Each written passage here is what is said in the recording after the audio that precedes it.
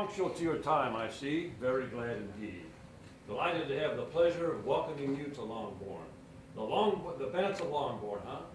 Pray allow me to make you acquainted with my daughters. Come along, Jane. Miss Jane Bennett. The eldest, though I cannot see why she must always have the chair nearest the window. Hush, Lydia. And the prettiest of all. Mary, for goodness sake. And next, Elizabeth. Wittiest of all. Though Captain Tally of the regiment expressed her to be the most critical young lady of Hertfordshire. In the only complete sentence I ever heard him construct. Ah, And book in hand, as always, Mary. The proudest. Pride is a very common failing, I believe. By all that I've ever read, I'm convinced it is very common indeed, and that there are very few of us who do not cherish a feeling of self-complacency on the score of some quality or other, Yes, real yes, or but- imaginary. Vanity and pride are different things, though the words are often used synonymously. A person may be proud without being vain. Pride relates more to our opinion of ourselves, vanity to what we would have others think of us. Yes, yes, quite so. And last but not least, of course, the youngest, Kitty and Lydia. are we to only be the youngest? Have we no qualities? We are the best dancers with the prettiest hats. And sing most charmingly. Well, I do. Mr. Bennett! Oh, yes, yes. Mrs. Bennett, to be sure. Mr. Bennett! Oh, my dear Mr. Bennett! Have you heard that Netherfield Park is let at last? I have not. But it is, for Mrs. Long has just been there and she told me all about it. Probably an elderly bachelor with a King Charles Spaniel. Indeed, Mr. Bennett. Do not you want to know who has taken it? Well, you want to tell me, and I have no objection to hearing it. Mrs. Long says that Netherfield is taken by a young man of large fortune. Really? That he came down on Monday and was so delighted with it that he is to take possession before Michaelmas. Married or single? Well, we might first inquire the gentleman's name, Lydia. Bingley. But married or single? Oh, single, my dears, to be sure. A single man of large fortune, 4,000 or 5,000 a year. It is a truth universally acknowledged that a single man in possession of a good fortune must be in want of a wife. However little known the feelings or views of such a man may be, this truth is so well fixed in the minds of the surrounding families that he is considered the rightful property of some one or other of their daughters. Oh dear. Hush, Lizzie. What a fine thing for our girls. Well, how so? That he might marry one of us, Papa. Oh, is that his design and settlement here, Kitty? Design? Nonsense. But it is not unusual that a young man may fall in love. Though he must be a soldier in a red regimental jacket.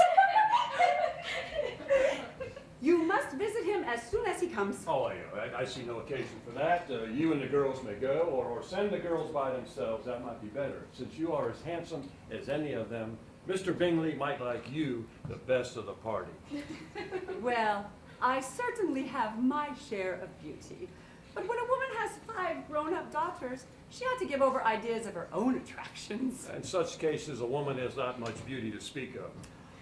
But consider your daughters. Think what an establishment it would be for one of them. You must go, for it will be impossible for us to visit him if you do not. Oh, you are over-scrupulous, Shirley. I'll send a few lines by you for him to reassure him of my hearty consent of him marrying whichever he chooses. Mr. Bennett, you take delight in vexing me. You have no compassion for my poor nerves. My dear, I have a high respect for your nerves. They are my old friends. You do not know what I suffer. Well, I hope you'll get over it. Live to see many such men of 4,000 a year come into the neighborhood. It will be of no use to us if 20 such should come, since you will not visit them. Depend upon it, my dear. When there are 20, I will visit them all. Despite his protestations, Papa was among the earliest of those who waited on Mr. Bingley. Oh, capital, Lydia. I hope Mr. Bingley will like it. Very nice. We are not in a way to know what Mr. Bingley likes, since we are not to visit. It isn't fair, Papa. Really, it isn't. You forget that we shall meet him at the assemblies, and that Mrs. Long has promised to introduce him. I do not believe Mrs. Long will do any such thing. She has two nieces of her own. And plain as cake, both of them. She is a selfish, hypocritical woman, and I have no opinion of her. Indeed, but let us return to Mr. Bingley. And I say I am sick of Mr. Bingley. My dear, I wish you had told me that earlier. If I had known this morning, I would not have called on him. Called on him? Called on him? Truly, Father? Oh, now see what an excellent father you have, girls. But I knew I should persuade you at last. Well, since I have paid the visit, we cannot escape his acquaintance now.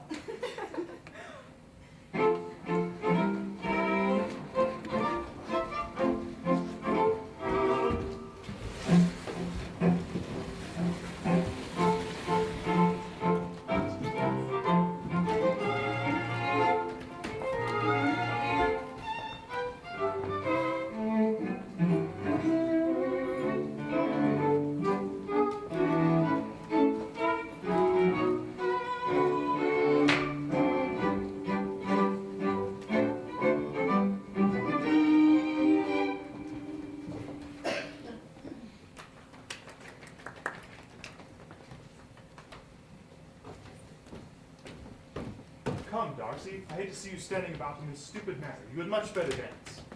You know how I detest it unless I'm particularly acquainted with my companion. Your sister's engaged, and there's not another woman in the room whom it would not be a punishment for me to stand up with. I would not be so fastidious as you are for a kingdom. I never met with so many pleasant girls in my life, and several uncommonly pretty. Your partner, the eldest Miss Bennet, is the only handsome girl in the room. Indeed, the most beautiful creature I ever beheld. But there is one of her sisters, just there, whom I dare say is very agreeable. Allow me to ask my partner to introduce you. She is tolerable, but that is insufficient to tempt me. Pray return to Miss Bennet. You are wasting your time with me.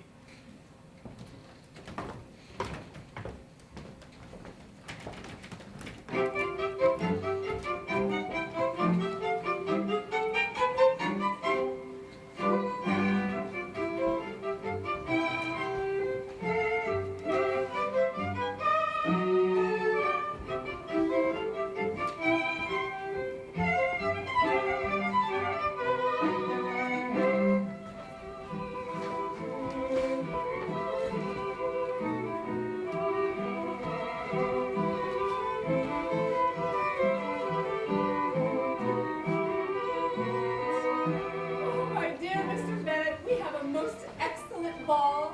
Jane is so admired. Mr. Bingley danced with her twice. Then the third, he turned to Miss King. The fourth with Maria Lucas. The fifth with Jane again. The sixth with... Oh, if he had any compassion for me, he would not have danced half so much. He's just what a young man ought to be.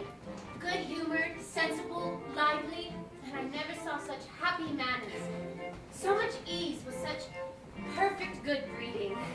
He is also handsome, which a young man should be if he possibly can. I can hardly explain to you the shocking rudeness of Mr. Darcy. Oh, then how wise not to try, my love. I was very much flattered by his asking me to dance a second time. I did not expect such a compliment. Did you not? Compliments always take you by surprise. Me, never. I can assure you, Lizzie loses nothing by not suiting that Mr. Darcy's fancy, for he is a disagreeable, horrid man. But he's tall. Tolerably tall. You are a great deal too apt to like people in general. You never see a fault in anybody. I swear, Jane, I've never heard you speak ill of a human being in my life. I would not wish to be hasty in censuring anyone. Your Mr. Darcy is so high and conceited that there is no enduring him. Lizzie not handsome enough to dance with. Oh, I quite detest the man. I always speak what I think. With your good sense, to be so honestly blind to the follies and nonsense of others. Miss Bennet, might you consider a stroll about the room? With pleasure.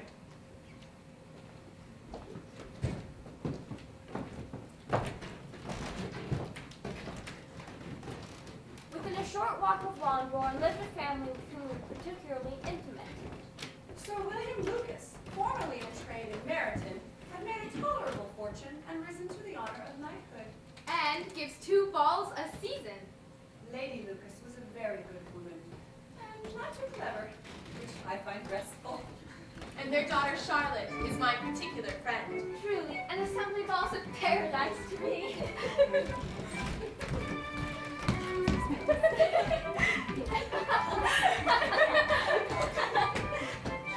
Come on, Mary.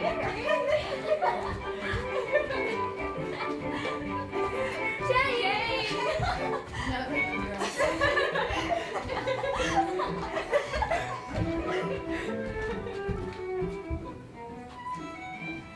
Occupied as you are in observing Mr. Bingley's attentions to your sister, I think you do not suspect that you yourself have become, shall I say, an object of interest.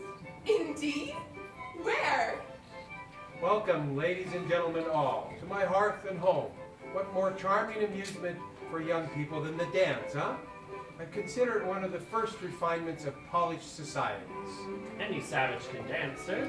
Wit, sir, wit indeed. Do you not notice that Mr. Darcy seems always on the fringes of your conversations? Mrs. Long told me last night that he sat close to her for over half an hour without once opening his lips. Miss Bingley told me that he never speaks much, unless among his intimate acquaintances. You waste your ball and I don't chatter.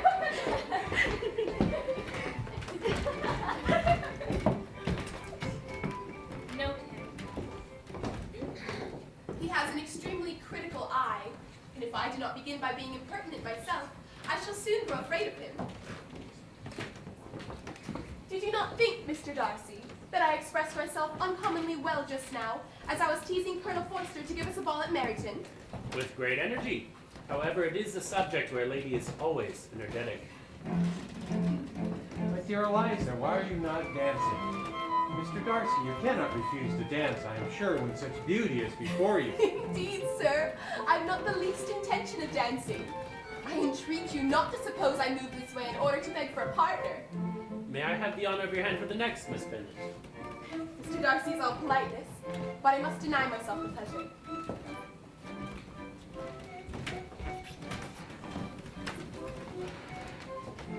Miss Bingley? Mr. Darcy, I can guess the subject of your reverie. I should imagine not. You are considering how insupportable it would be to pass many evenings in such society.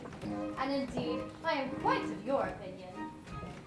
La, I once wore a gown with 12 ribbons and a double rosette. The insipidity, the noise, the nothingness, and yet the self-importance of all these people.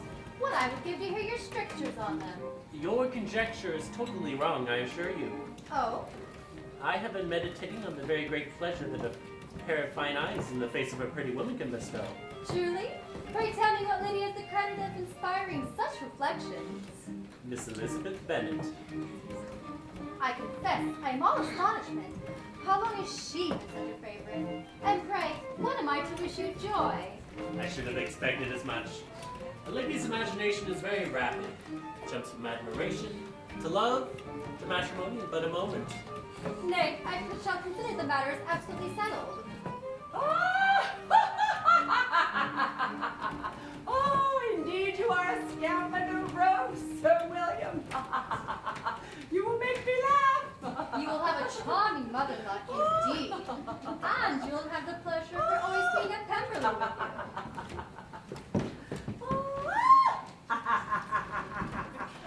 Mr. Bennet, you must hear what this mischievous fellow is saying.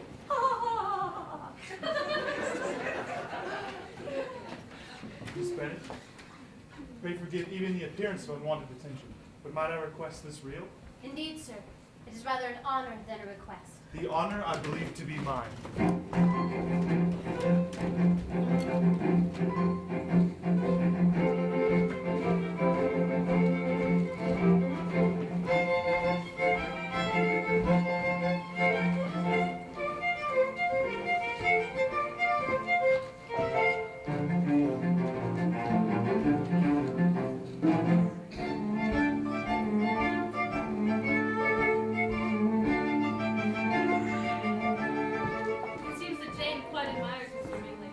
Persuasively, I would agree. Bingley likes your sister, but he may never do more than like her if she does not help him on. But she does help him on, as much as her nature will allow. Remember, Eliza, that he does not know Jane's position as you do. Though they meet tolerably often, it is never for many hours together. She should therefore make the most of every moment she can command his attention. Your plan is a good one, where nothing is in question but the determination to get a rich husband. These are not Jane's feelings, and she has no such design. She takes time, I think, to study his character. Well, I wish her success with all my heart. And I think if she were to marry him tomorrow, she would have as good a chance at happiness as if she studied his character for a 12-month. It is better to know as little as possible of the defects of the person with whom you ought to pass your life. You make me laugh, Charlotte. But it is not sound, and you know full well you would never act in such a way yourself. You are being watched.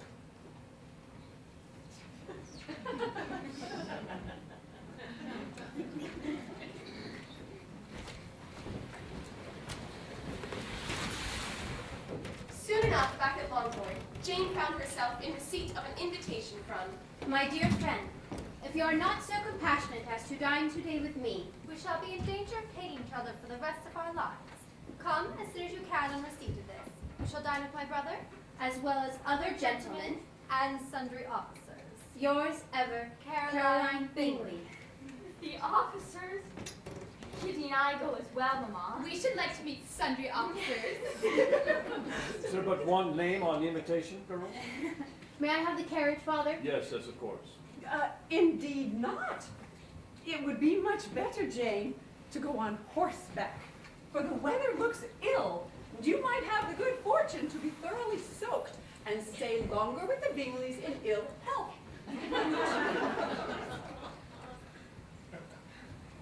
Mamma's hopes were answered. Jane had not been gone long when it rained torrents.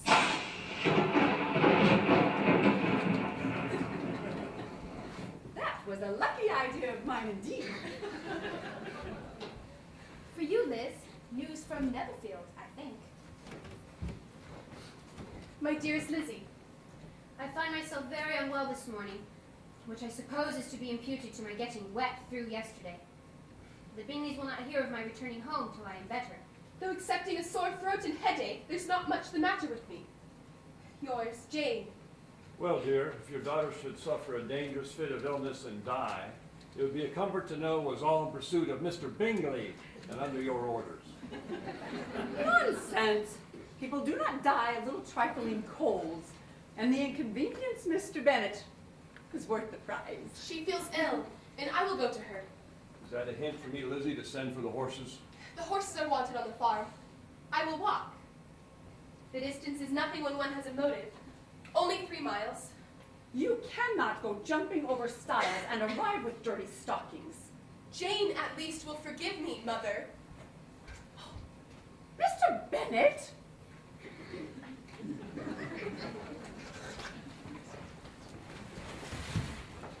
Miss Elizabeth, how remarkably good of you to come. A pleasure, of course, Mr. Bingley. You may imagine my sister's letter has given me some cause for concern. Of course. I wish I could answer that concern more favorably. Miss Bennet has slept ill, and though up, is not well enough to leave her room. I will take you to her. Lizzie! Jane! You are flushed. Should you not be in bed? We have sent for an apothecary. I would be most grateful, Miss Elizabeth, if you would remain in Netherfield until your sister is quite well. Yes, do stay. I will dispatch a servant to acquaint your family and return with any necessities. Mr. Bingley, I cannot attempt to thank you. Any thanks are far beyond the occasion, Miss Bennet. Believe me, I have no pleasure in the world superior to that in contributing to yours. Well, He is most attentive. indeed he is. You look quite drawn, Jane, but I might say it serves you exactly for falling in with Mother's advice. Lizzie, how did you get here? The carriage horses were commandeered for the fields, so I walked. Through the mud? Through the mud, yes.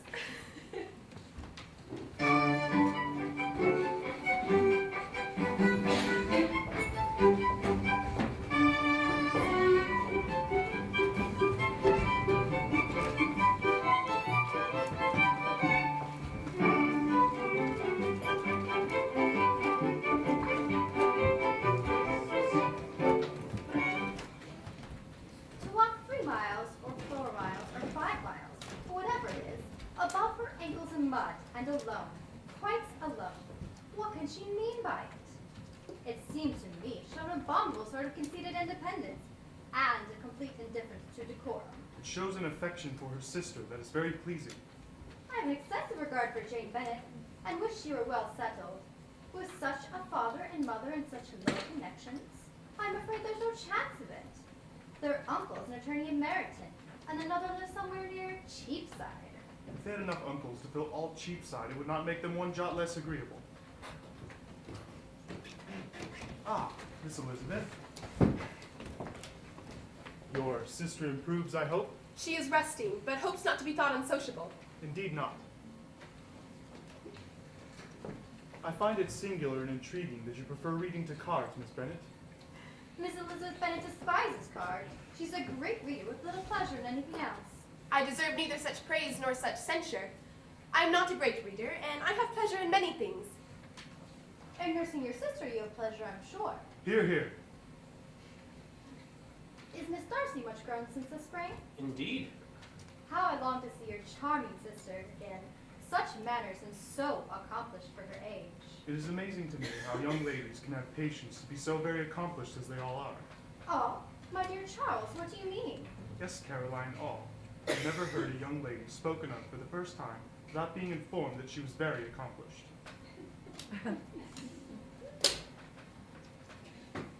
I fear I cannot boast knowing more than half a dozen in the whole range of my acquaintance who are really accomplished. Then you must comprehend a great deal in your idea of an accomplished woman.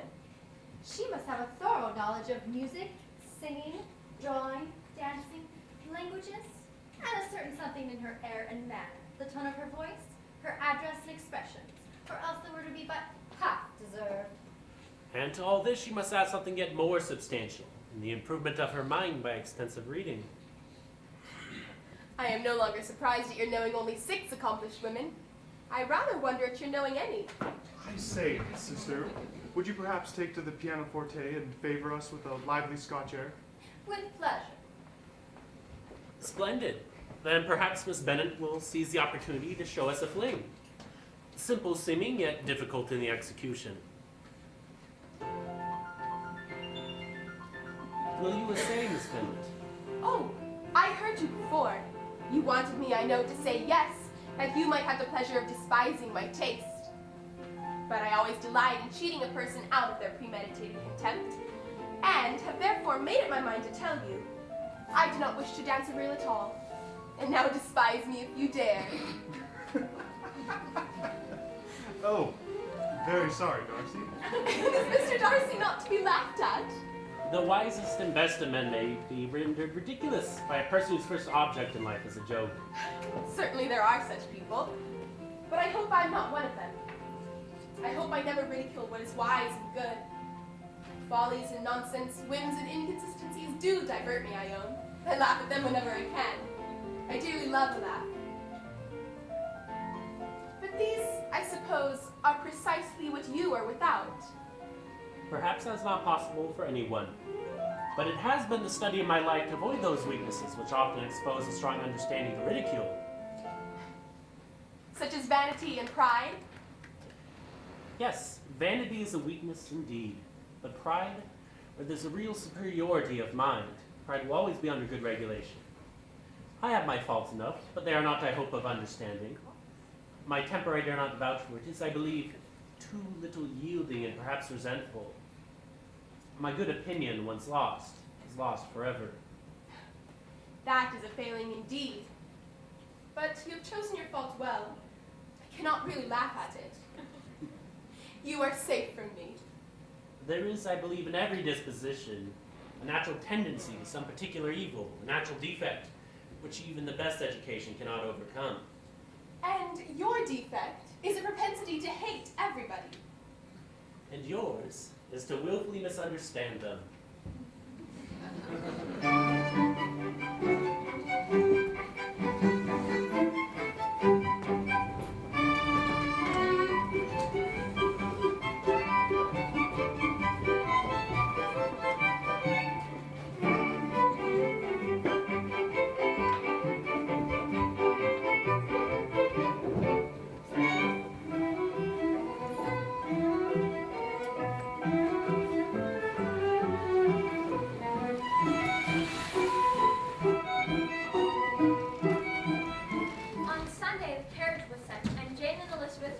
home. Mamma, I fear, was not very cordial to them. I cannot for the life of me see, Elizabeth, why you had to rush Jane home. I wasn't rushed, Mamma. Well, I, for one, am gratified. Our evening conversation had lost much of its animation and almost all of its sense. Mr. Bennet. Oh, too. My dear, hope you have ordered a good dinner today, for I have reason to expect an addition to our family party. Is it Mr. Bingley? Why, Jane, you never dropped a word of this, you sly thing. No, it's not Mr. Bingley. It is my cousin, Mr. Collins, who, when I am dead, may turn you all out of his house as soon as he pleases. But why, Papa? Oh, it is the entail, Kitty, the entail I often remind you of. The inheritance of my property can only go to a male heir, and I, having produced none, my cousin, Mr. Collins, becomes a legal recipient. Now, if one of Pray you... do not talk of that odious man and this odious legality. It is monstrous that your estate should be entailed away from your own children. Mr. Collins was punctual to his time.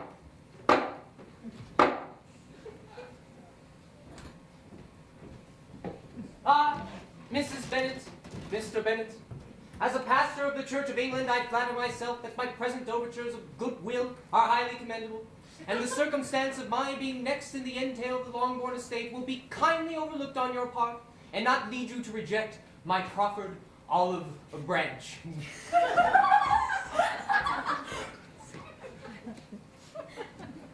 As for your daughters, I have heard much of their beauty, but in this instance fame has fallen short of the truth, and I doubt not seeing them, as I might say, to be highly disposed of in marriage.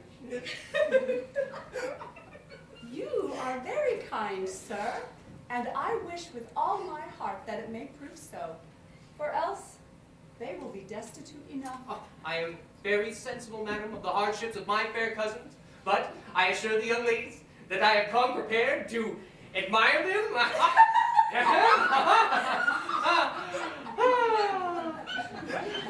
At present, I will say no more, but perhaps when we are better acquainted. Thus, in conclusion, I might say that having a good house and a good living as a clergyman, I intend to marry, and in reconciliation with your family, I propose to choose one of your daughters. You will agree that this atonement is an excellent one, both generous and disinterested on my part. Indeed. I very much prefer your eldest. Jane. Indeed, I perceive her to be both fetching and decorous. She shall do quite nicely, and seniority must be served. Jane. Sir, as to my younger daughters, I cannot take it upon myself to say, but I know of no predispositions. Concerning my eldest daughter... Jane? Jane. Jane! I feel it incumbent to say that she is very likely to be soon engaged. Ah, I see. And the next in age? Elizabeth? Oh, yes, Elizabeth. Very forthright and, well, not at all unpresentable. Done.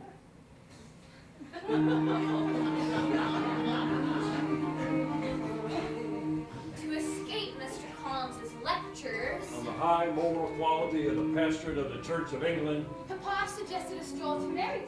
I suppose I'm better fitted for a walker than a talker. Indeed, one must first learn that the highest laws for the governance of a Christian duty. And no sooner had I arrived at the regimental trumpetry than 3 innocents vowed all at once. And discovered from within, not from without, And all 3 asked me to walk out with them. that no man can become a serviceable servant solely through the obedience to written edicts, but rather through the principles elucidated. Why, said I am but one young lady, as you can plainly When we soon espied. Oh, you, A newly arrived officer of the regiment. you, Of most gentlemanlike appearance, who was introduced to us by an officer formerly of our acquaintance as Mr. Wickham. His appearance was greatly in his favor. He had all the best parts of beauty. A fine countenance, A good figure. and a very pleasing address.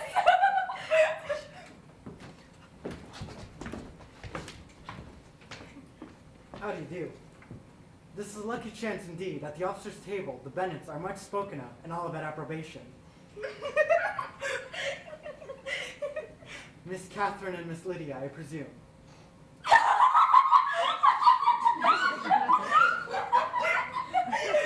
Wrong way round. Quite topsy-turvy. Profoundly sorry.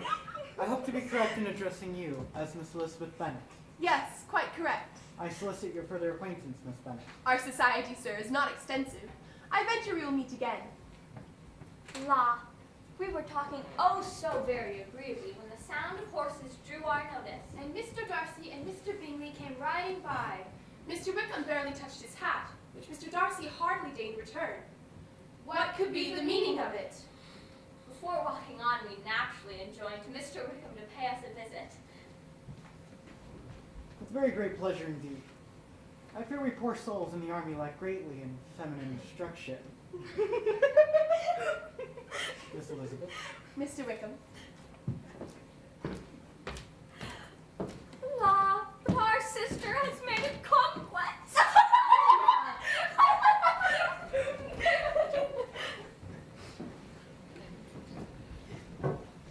I am very fortunate to have as my patroness the nonpareil Lady Catherine de Bourgh, who has condescended to take me in hand.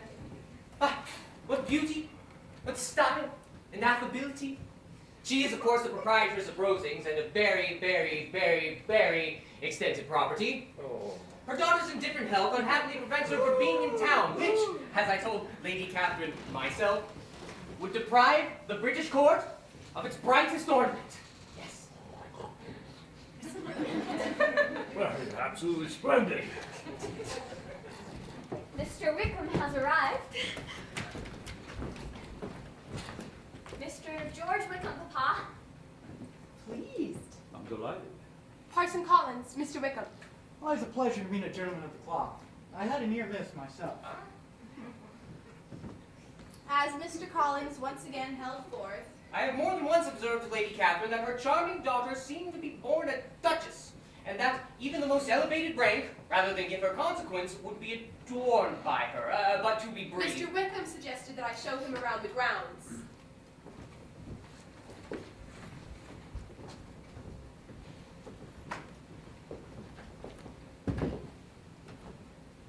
Please excuse my temerity in accepting your sister's kind invitation with an almost unbecoming alacrity. It is a great kindness to seek us out. The regiment, I hope, is not unhappily quartered here. I cannot speak for the regiment, but I may say I am personally improved by acquaintance with your family, A courtesy very prettily put. and sincerely meant. I could not help noticing, sir, a certain coolness of regard passing between yourself and Mr. Darcy, The keen eye, Miss Bennet. and a curious one, sir. Might you tell me how far Netherfield is from Meryton? 3 miles, perhaps. Indeed. How long has Mr. Darcy been staying there? About a month. He is a man of very large property in Derbyshire, I understand. His estate there is a noble one. In fact, I've been connected with this family from my infancy. Are you much acquainted with him? I have spent 4 days in the same house with him, and I think him very disagreeable. I believe your opinion of him would in general astonish. Really? He's not at all liked in Hertfordshire. They express surprise. The world is perhaps blinded by his fortune and consequence, and sees him only as he chooses to be seen. I should take him even on my slight acquaintance to be an ill-tempered man. I fear I have considerable knowledge of him. The late Mr. Darcy, his father, was successfully attached to me. I cannot do justice to his kindness.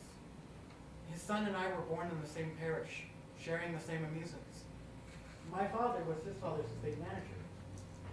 The elder Mr. Darcy knew the church ought to be my profession, and promised me the family parish when it came available. If not, a voluntary promise of providing for me. Both were countermanded by young Darcy after his father's death. On what grounds? Had the late Mr. Darcy liked me less, his son might have borne with me better. But his father's uncommon attachment to me irritated him. He had not a temper to bear the sort of competition in which we stood. In short, his behavior to me became scandalous. But I do not trust myself on this subject. I can hardly be fearful now. I've not thought Mr. Darcy as bad as this. I do feel that almost all his actions may be demonstrates to his considerable pride. But can such abominable pride as his ever have done him good?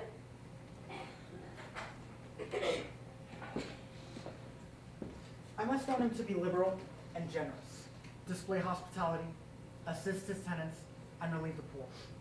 Family pride and filial pride have done this. His father's preference for me has pricked that pride and made him my enemy. I'm astonished at his intimacy with Mr. Bingley. Do you know him? Not at all. He is a sweet-tempered, amiable, charming man. He cannot know what Mr. Darcy is. Mr. Darcy can please where he chooses. He is not one of the ladies. My opinion is that he should be publicly disgraced. Sometime or other, he will be. But it shall not be by me. Miss Bennet, allow me to say that the troubling aspect of our subject has not made you a whit less delightful. I must assume that the relationship you have described will not allow your presence at the coming ball at Netherfield? I would fear discomfort for all involved. But make no mistake, Miss Bennet, I keenly feel the loss.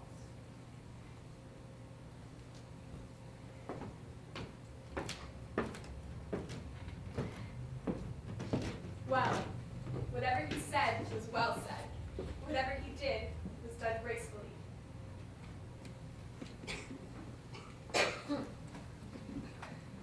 But, dear sister, I am all astonishment and concern. I know not how to believe Mr. Darcy could be so unworthy of Mr. Bingley's regard. I can more easily believe Mr. Bingley's having been imposed on than Mr. Wickham should invent such a history of himself. But it is so distressing.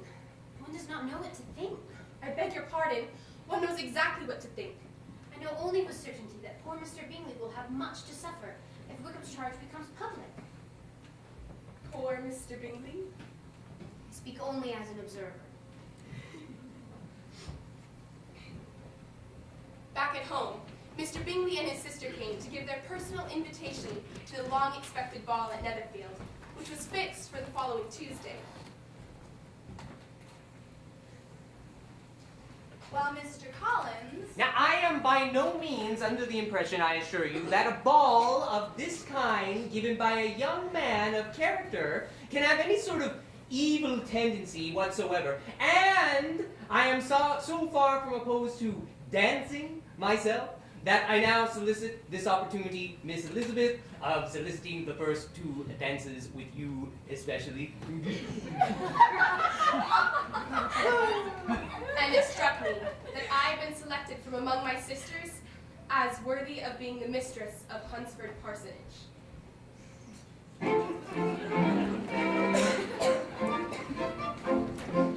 perceive that Elizabeth still longed to see Mr. Wickham among those assembled at Netherfield.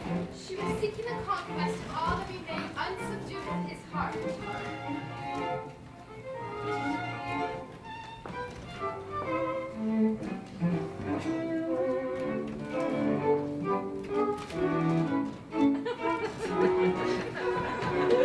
I might entitle them dances of mortification.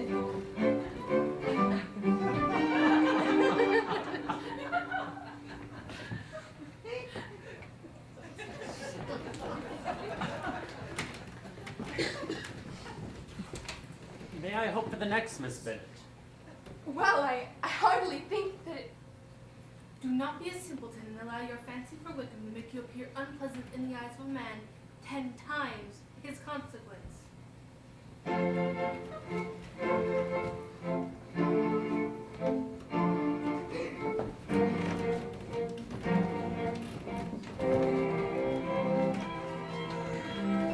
Well then.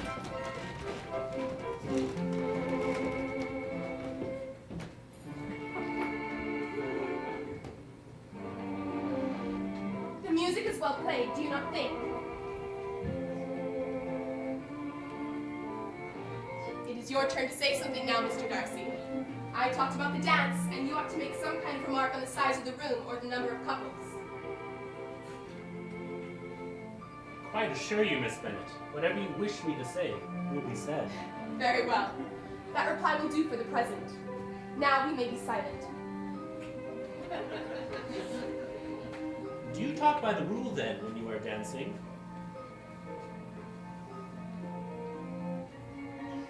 I have always, Mr. Darcy, seen a great similarity in the turn of our minds. We are each of an unsocial, taciturn disposition, unwilling to speak unless we expect to say something that will amaze the whole room and be handed down to posterity with all the eclat of a proverb.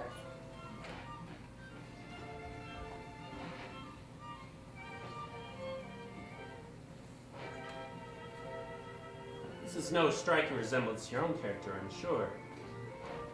How near it may be to mine, I cannot pretend to say.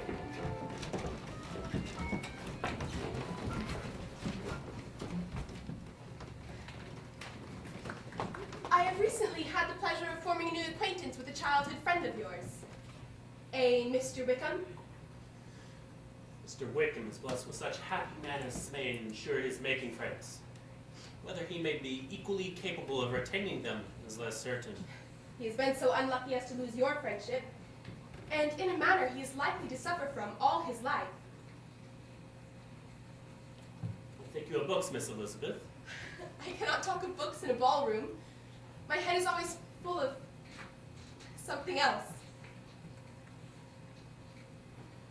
I remember hearing you say, Mr. Darcy, that you hardly ever forgave, that your resentment once created was unappeasable. You are very cautious, I suppose, as to its being created? I am. And never allow yourself to be blinded by prejudice? May I ask to what these questions tend? Merely to the illustration of your character. I'm trying to make it out. And what is your success? I do not get on at all. I hear so many different accounts of you as to puzzle me exceedingly. I can readily believe that accounts may vary with respect to me, and I could wish, Miss Bennet, that you would not sketch my character at present, as there is reason to fear that the performance would reflect no credit on either. Ah, Mr. Darcy, you are, if I am not much mistaken, the nephew of my esteemed patroness, Lady Catherine de Bourgh, who secured for me living at Hunsford Parsonage. Thus, allow me to observe that I find the clerical office to be equal in point of dignity to that of the highest rank in the kingdom, provided that a certain humility of behavior is at the same time well maintained. Yes. You have neglected your name, sir. Oh, have I? You have. Mr. Collins, sir. Delighted. Excellent. Most excellent. I assure you I have no reason to be dissatisfied with his reception of me. He answered me with the utmost civility, and upon the whole, I am most pleased with him. Though he neglected his name?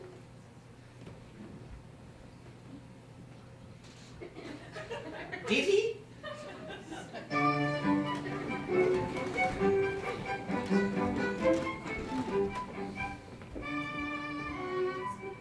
So, Miss Eliza, I hear you are quite delighted with George Wickham. Oh yes, your sister Jane has been talking with you. Did you know he was the son of the late Mr. Darcy Stewart? I believe he so asserted. Let me recommend you, however, as a friend, not to give implicit confidence to all his assertions. As to Mr. Darcy's using him ill, it is perfectly false.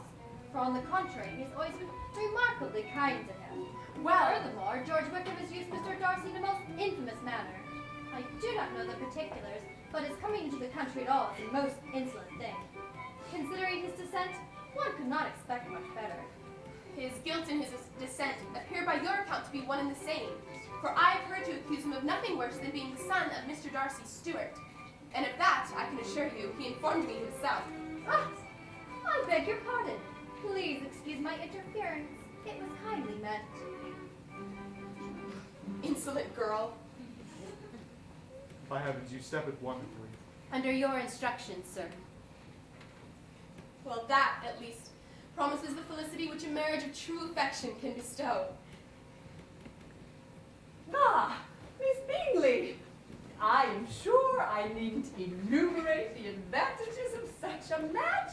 Mamma. Such advantage living but 3 miles apart. And such a comfort knowing how fond you are of Jane. Sadly, our carriage awaits, and we must go. Ah, Miss Elizabeth! It is a shame that we footed it but once.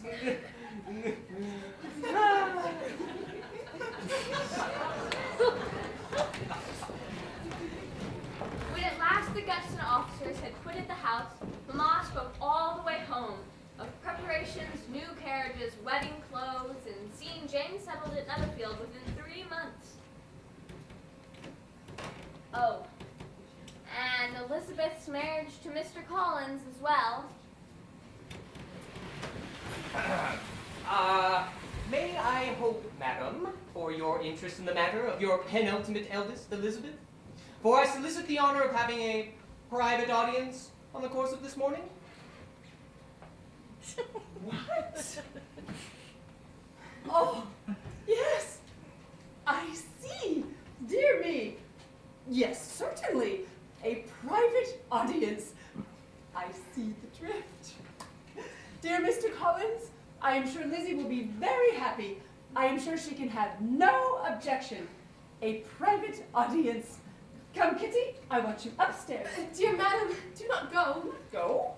Mr. Collins must excuse me. He can have nothing to say to me that neither you or anyone else need not hear. I'm going away myself. Nonsense, Lizzie. I desire you will stay where you are. Lizzie, I insist upon your staying and hearing Mr. Collins. Come, Kitty.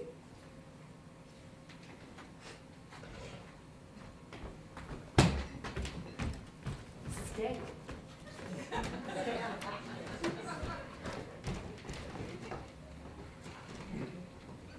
Your modesty adds only to your other perfections. For my attentions have been too marked to be mistaken. But before I am run away with my feelings, let me enumerate my reasons for marrying. First, to set an example of matrimony in my parish. Of course. Second, that it adds greatly to a man's well-being.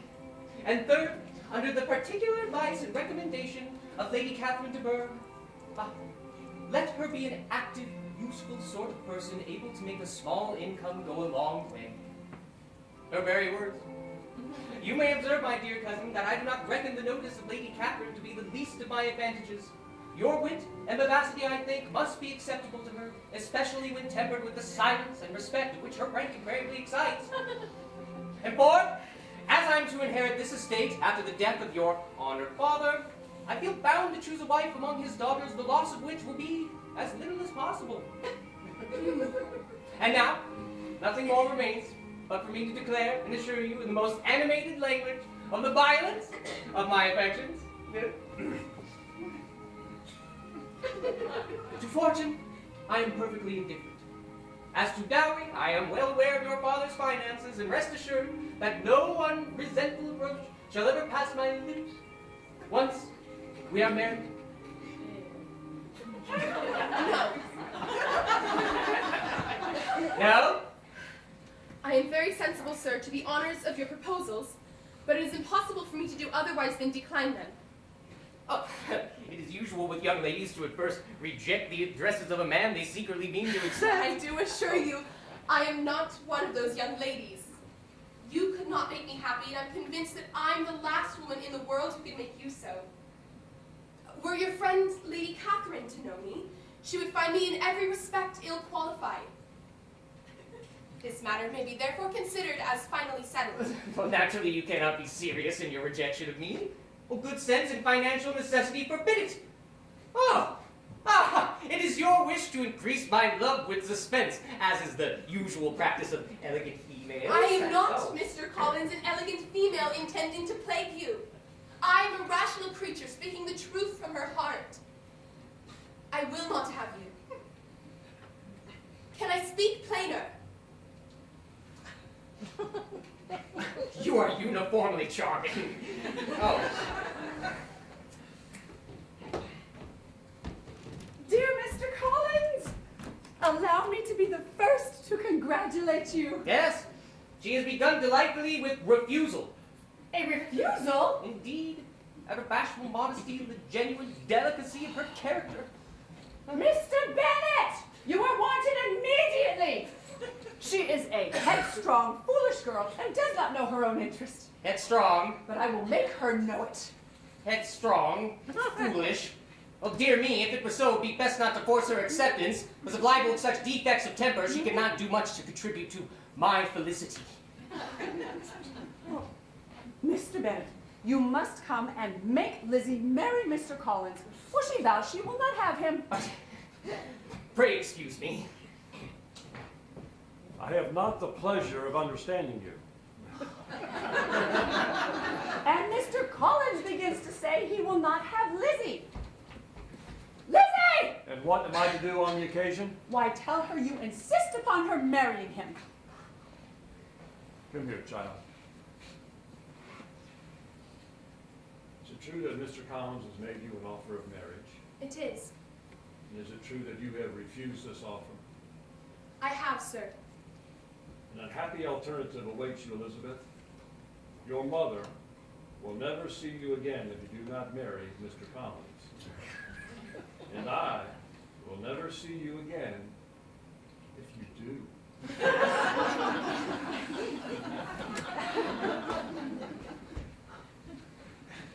I tell you what, Miss Lizzie, go on in this way and you will never get a husband at all. And I am sure I do not know who is to maintain you when your father is dead.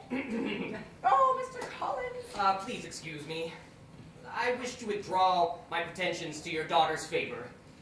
I have come to feel that her high spirits may not find their perfect expression in the somewhat circumscribed life of the parsonage. Well, I've certainly meant well, and if I have offended in any way, here I beg leave to apologize. I am resigned, but I hope improved. Resignation is never so perfect as when the blessing denied begins to lose its value in our estimation.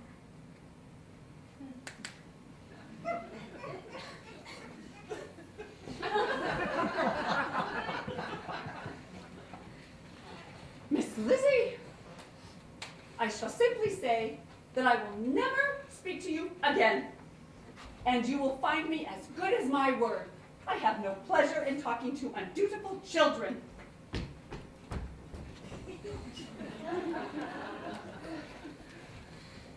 The discussion of Mr. Collins' offer was now nearly at an end, but rather than decamp in disarray, he made it known That he was always to have gone on Saturday, until Saturday he still meant to stay. And the assiduous attentions paid to Lizzie were transferred to Charlotte Lucas, who was visiting, whose civility in listening to him was a seasonable relief to us all. Come, my dear, and let us read from Fordyce's sermons as we continue with your tutelage. For you, Jane, from Netherfield. From Netherfield? Caroline Bingley says that their whole party are leaving for town and have no intentions of coming back again. I do not pretend to regret anything I shall leave in Hertfordshire, except your society, my dearest friend. It is evident by this that Mr. Bingley comes back no more this winter. It is only evident that Miss Bingley does not mean he should. I will read you the passage which particularly hurts me, and will have no reserves from you.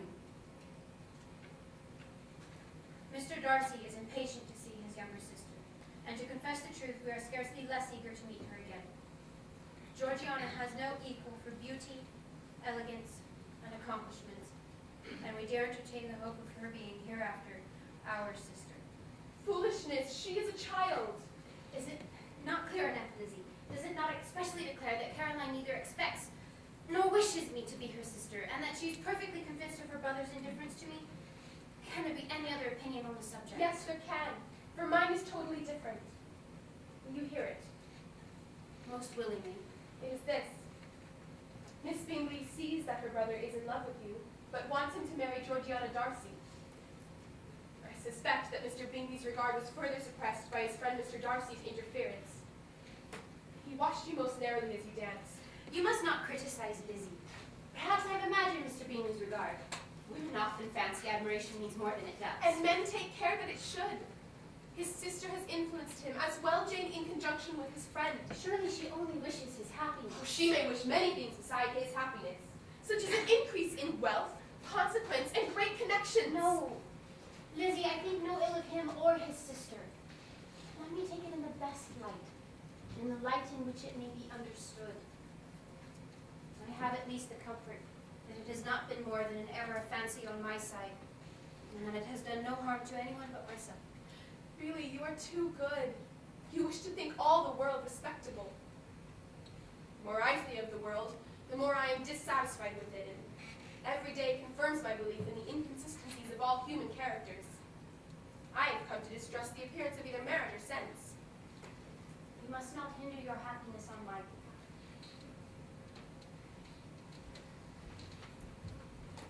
Well, Lizzie, your sister is crossed in love, I find, and I congratulate her. Next to being married, a girl likes to be crossed in love every now and then. You will not long be outdone by Jane. There are officers enough at Meryton to disappoint all the young ladies in the country. Let Wickham be your man. He's a decent enough fellow, and he would jilt you creditably. Thank you, sir. But a less pleasant man would suit me. We must not all expect Jane's good fortune. Amazement. Within the very week, and in as short time as Mr. Collins's long speeches would allow, all was settled between him and Charlotte Lucas, by way of Domestic arrangement. and Lizzie feels she accepted him solely from, The pure and disinterested desire of an establishment. and as Mamma said, Cared not how that establishment was gained. Charlotte's marriage is unaccountable. In every view, unaccountable. Lizzie, do not give way to such feelings as these. You will ruin your happiness.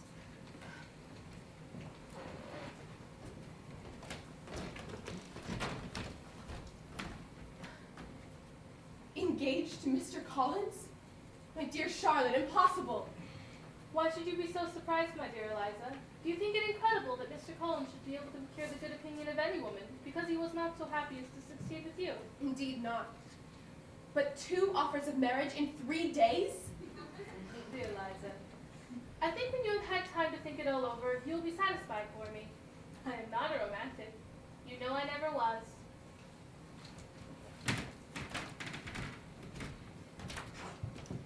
You must come and visit the parsonage as soon as ever you can. And I tell you, Mr. Collins has been taken in. Worse, Elizabeth, I am sure, is the cause of all the mischief. No. I tell you, we are in a pitiable state, because of the entail, Charlotte Lucas will be mistress of this house, and I will be forced to make way for her, and live to see her take my place in it. Oh, let us hope for better things. Let us flatter ourselves that I may be the survivor. In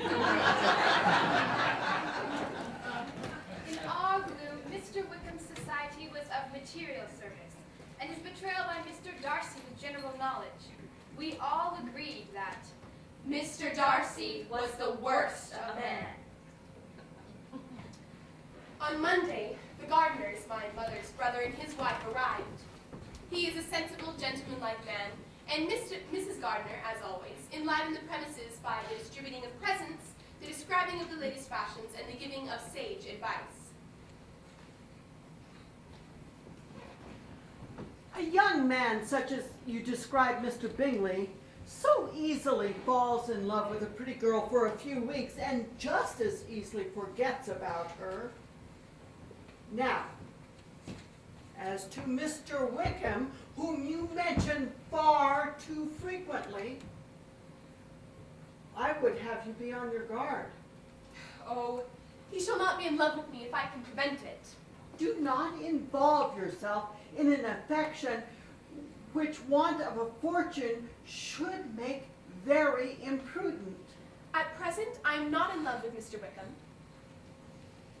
But I count him as the most agreeable man I ever saw. Unwise. But how am I to be wiser than so many of my fellow creatures if I am tempted? Or how am I even to know it would be wisdom to resist? All I can promise you, therefore, is to not be in a hurry. I say no more. I shall take Jane with me to London. Poor girl, a change of scene might be of service to her. Wish that it happened to you, Lizzie, for you would have laughed yourself out of it all the sooner. I understand that you are planning to visit the Collinses in their newly married state. You must visit me as well. As March was to take me to Hunsford Parsonage, the improvement of spending a night in London made the plan as perfect as plan could be.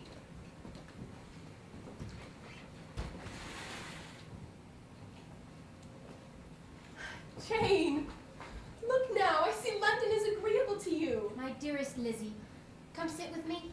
Every pleasure. You look so well.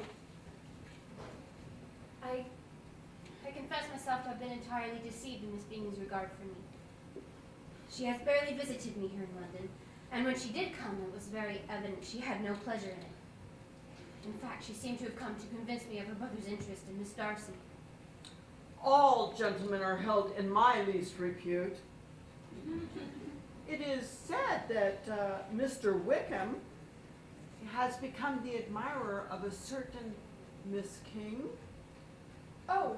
Whose most remarkable charm, seems to me, is her acquisition through family mortality of £10,000,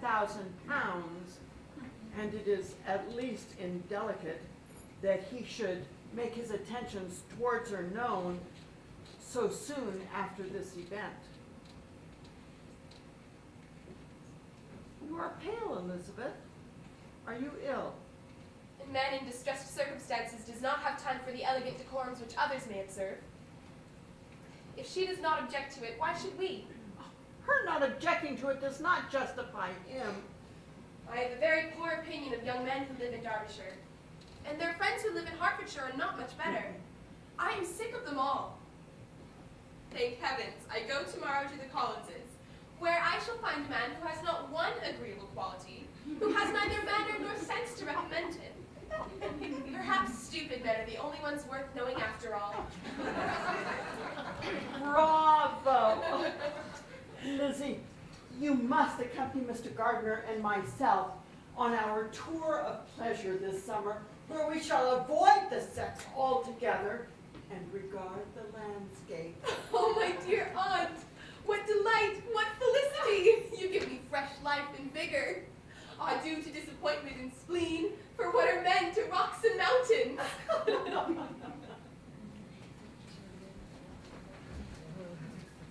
Every object in my next day's journey was new and interesting.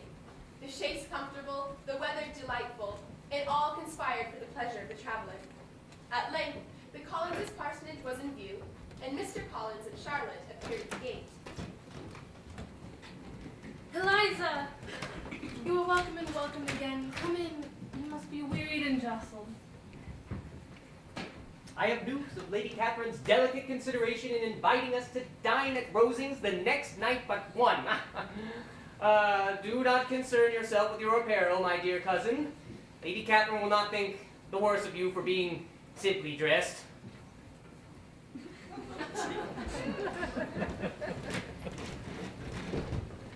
The dinner was exceedingly handsome, and there were every servant and article of plate which Mr. Collins had promised and elaborately described. You must not be surprised that Mr. Darcy will be in attendance tonight, bringing with him a Colonel Fitzwilliam, the younger son of his uncle.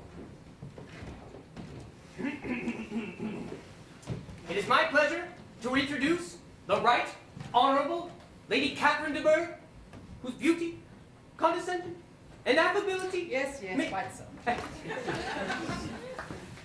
You are, I believe, Miss Elizabeth Bennet. I am. Your father's estate is entailed on Mr. Collins, I think. For your sake, I am glad of it. But otherwise, I see no occasion for entailing estates from the female line. A word, Mr. Collins. Miss Bennet, I had not hoped to meet you here. Nor I. Allow me to present Colonel Fitzwilliam. Your beauty oft reported exceeds Miss Bennet. This has not been true, Colonel Fitzwilliam, in all quarters. Miss Bennet, your family. My family. How many sisters have you, Miss Bennet? I have 4 sisters. That is a great many. Are you the eldest? I'm the second. Ah, are they handsome? Indeed. Do your sisters play and sing? Do you draw?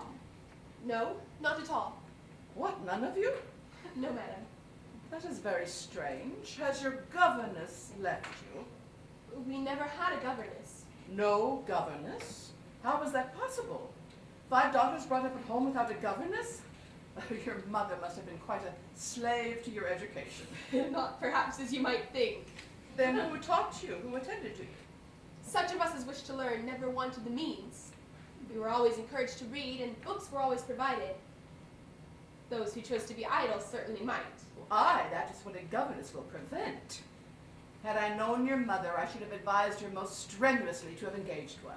Are any of your younger sisters out? Yes, ma'am, all. All? All 5 out at once? Very odd. The youngest out before the eldest are married. But really, ma'am, I think it would be very hard on younger sisters not to have their share of society and amusement, because the elder had not the means or inclination to marry early. Upon my word, you give your opinion very decidedly for so young a person. Pray, what is your age? With 3 younger sisters grown up, your ladyship can hardly expect me to own it. What are you saying, Fitzwilliam? What are you telling Miss Bennet? I was speaking of matters of music, madam. Of music? Then pray, speak aloud. I was reminding her of her earlier promise to favor us at the pianoforte.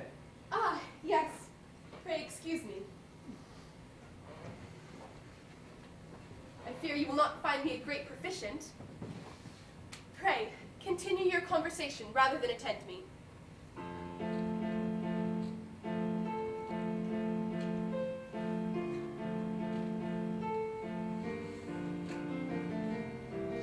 I often tell young ladies that no excellence in music is to be acquired without constant practice.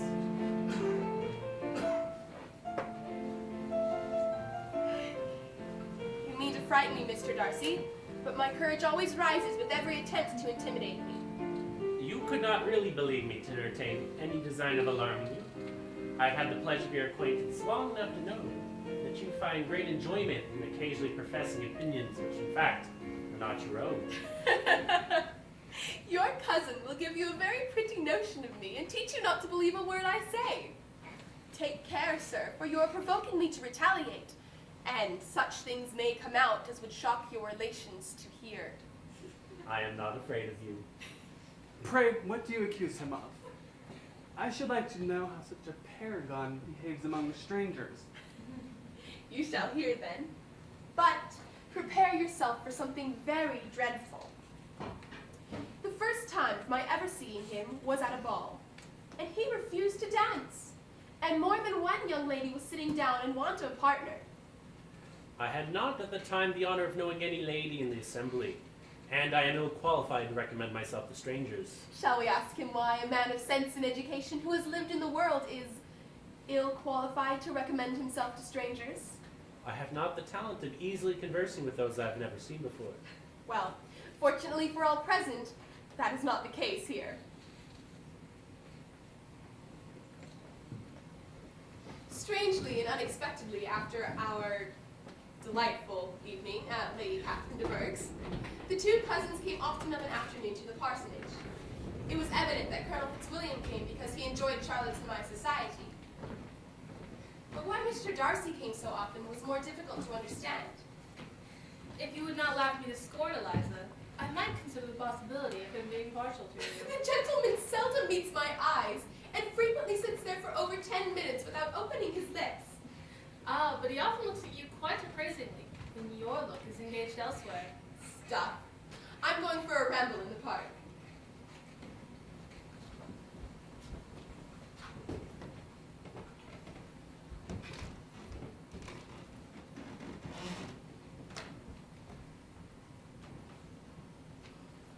Ah! Miss Bennet! Colonel Fitzwilliam, I did not know you ever walked this way. Are you going much further?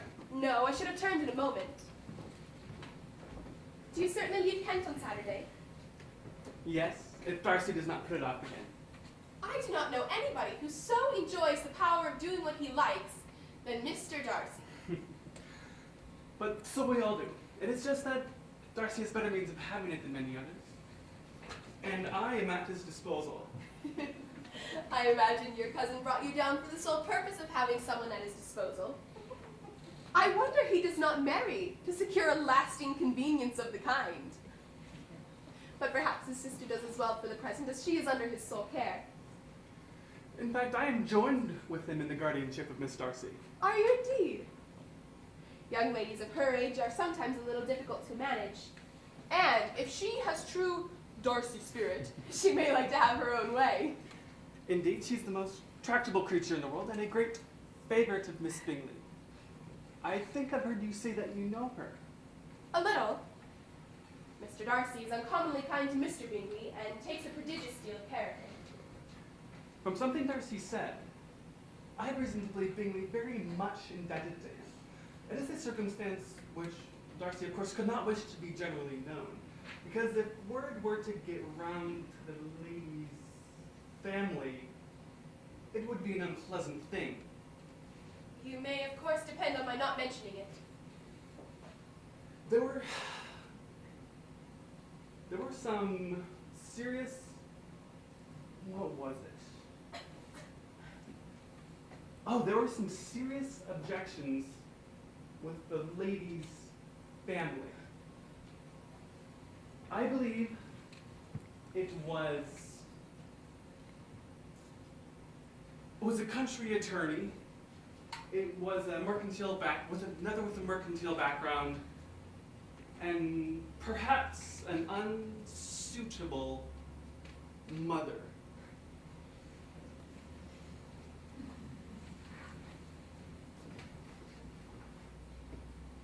To Jane herself, there could be no possibility of objection.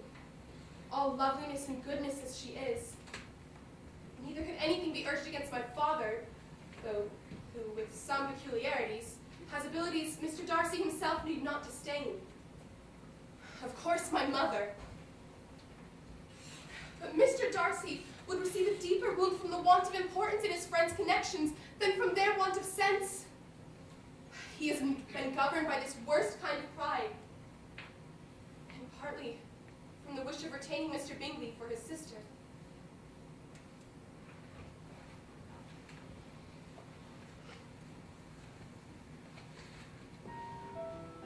Miss Bennet, Mr. Darcy, may I be suitable if I inquired of your health? my health? As I've not encountered you these past days, I thought I'd come to inquire of your health. My health, Mr. Darcy, meets all its usual standards. Ah. Yes? Ah. In vain I have struggled. It will not do. My feelings will not be repressed. You must allow me to tell you how ardently I admire and love you. I see I dismay you. I'm slow, even dilatory. I shouldn't have declared myself at an earlier date. But there were, of course, the family obstacles, which judgment always opposed inclination. The general sense of your social inferiority did be in a degradation of the mind. I could not forget my responsibility to an estate, a way of life, pride of place, which, given your circumstances, might disinclude you. And thus the very ardency I described took place against my will and reason, rather in opposition to my character and inclination. The very strength of my attachment has made it impossible for me to conquer my feelings. And I can only express the hope that these feelings will now be rewarded by your acceptance of my hand. There. I have spoken ill, but mean well, Miss Bennet. In such cases as this, it is, I believe, the established mode to express a sense of obligation for the sentiments avowed, however unequally they may be returned. It is natural that obligation should be felt, and if I could feel gratitude, I would now thank you. But I cannot. I never desired your good opinion, and you certainly have bestowed it most unwillingly. These feelings which you tell me have long prevented the acknowledgement of your regard can have little difficulty in overcoming it after this explanation. And this is all the reply which I am to have the honor of expecting. I may perhaps wish to be informed why with so little endeavor at civility I am thus rejected. And I might as well inquire why, with so evident a design of offending and insulting me, you chose to tell me that you liked me against your will, against your reason, and even against your character? Was this not some excuse for incivility if I was uncivil? but I have other provocations. You know I have. Do you think that any consideration would tempt me to accept the man who has been the means of ruining, perhaps forever, the happiness of a most beloved sister? You divided Mr. Bingley and Jane from one another, or at the very least, yours was the principal means, involving them both in a misery of the acutest kind. Can you deny that you've done it? I have no wish to deny that I did everything to separate my friend from your sister. Or that I rejoice in my success. Towards him, I have been kinder than towards myself. Quite clearly said. But it is not merely this affair on which my dislike is founded. Your character was unfolded to me in the recital which I received many months ago from Mr. Wickham. You take an eager interest in that gentleman's concerns. Knowing his misfortunes, who would not take an interest in him? His misfortunes? And of your infliction. You have withheld the advantages which you must have known to have been designed for him, and yet you treat the mention of his misfortunes with contempt. So this is your opinion of me. I thank you for explaining it so clearly. These bitter accusations might have been suppressed if I, with greater policy, flattered you into the belief of my being impelled by unqualified, unalloyed inclination. But disguise of every sort is my abhorrence. The mode of your declaration has not affected me, Mr. Darcy. You could not have made me the offer of your hand in any possible way that would have tempted me to accept. From the very beginning, your arrogance and selfish disdain for the feelings of others have built an immovable dislike. You are, Mr. Darcy, the last man in the world whom I could ever be prevailed on to marry. You've said quite enough, madam. I perfectly comprehend your feelings. Forgive me for I've taken up so much of your time. And please accept my best wishes for your health and happiness.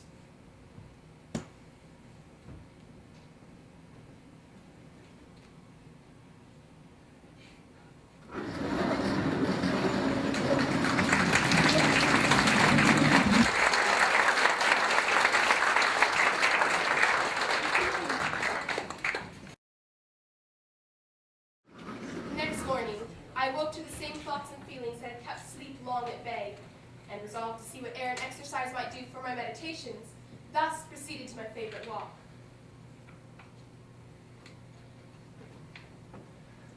Miss Bennet, I have been wandering the grove some time in hope of meeting you.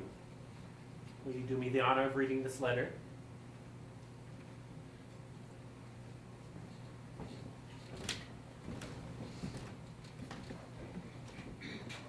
Two offenses you last night laid to my charge. First, that I had detached Mr. Bingley from your sister, and the other, that I had, in defiance of honor, blasted the prospects of Mr. Wickham. Ah, Miss Bennet, you are well known in Hertfordshire. I had not been long in Hertfordshire. Will you think me too forward if I apply to you for a second dance? Before I observed my friend's behavior and perceived his most surprising partiality. Your sister I also watched. Though her manners were open and engaging, there was no symptom of warm regard or sentiment. She received his attentions, but remained, to my eye, indifferent. My objections to the marriage proceeded from other causes of repugnance. Your family's want of propriety, betrayed by your mother's manners, your younger sister's forwardness, and even, forgive me, your father's misplaced wit, all confirmed my sense. And I must preserve my friend from a most unhappy connection. In London, I found his sister's excitement, Has been greatly excited. and we were alike sensible that No time time to be lost in detaching him. Bingley has a great natural modesty, with a stronger dependence on my judgment than on his own. To convince him he deceived himself was not difficult. On this subject, I have nothing more to say, no apology to offer. With respect to that other more weighty accusation of having injured Mr. Wickham, that I will attempt to refute. In short, his behavior to me has been scandalous. My father was not only fond of this young man's society, but hoped the church would be his profession. And intended to provide for him in it. He would situate him in the family parsonage and provide a legacy of £1,000. On my father's death, Mr. Wickham wrote to inform me that, I resolved not to pursue church living, but to study law, for which the £1,000 would be insufficient. I hope you shall not think it unreasonable for me to expect more immediate pecuniary advantage. The business was soon settled. He resigned all claim to assistance in the church. And accepted in return £3,000. 3 years later, he applied to me again, having found the church an unprofitable study, and being then again resolved to be ordained. This must be false. This cannot be. He assured me that his circumstances were, Exceedingly bad. indeed on both sides this is only an assertion, and yet every line confuses my belief in Mr. Darcy's infamy. You will hardly blame me for refusing his entreaty, and his resentment was so great You betray your father's wishes and your own honor, sir. that every appearance of acquaintance is dropped. Last summer, he again most painfully obtruded on my notice. My sister Georgiana, for whom Mr. Fitzwilliam and myself were mutual guardians, was taken from school at her wish and established in London. Mr. Rickham, by connivance, recommended himself to her. Ah, Miss Darcy, it is my pleasure to renew your acquaintance. She was then but 15, and was persuaded to believe herself in love, and consented to an elopement. Fortunately, having considered me a second father, she confessed her plans. You may imagine what I felt and how I acted. I wrote to Mr. Wickham in undisguised heat, and he left London immediately, and alone. His chief object had unquestionably been my sister's fortune of £30,000, and the hope, I think, of revenging himself on me. In this light, his attentions to Miss King seem now the consequence of views solely and hatefully mercenary. This, madam, is a faithful narrative of every event. If your abhorrence of me should make my assertions valueless, I direct you to Colonel Fitzwilliam, also guardian of Georgiana, and fully aware of every particular described above. I will only add, God bless you. How humiliating is this discovery! Yet how just a humiliation! Had I been in love, it could not have been more wretchedly blind, but vanity, not love, has been my folly. As to the mention of my family, in terms so mortifying, my sense of shame is severe. The charge strikes too forcibly for denial. Their defects, I fear, seem hopeless of remedy. My mother puts herself forward beyond all expectation, while my father does nothing to restrain the uncontrollable giddiness and self-willed carelessness of my younger sisters. Only excepting dear Jane, what can I call them all but ignorant, idle, and vain? How despicably I have acted, I who have prided myself on my discernment. Till this moment, I never knew myself.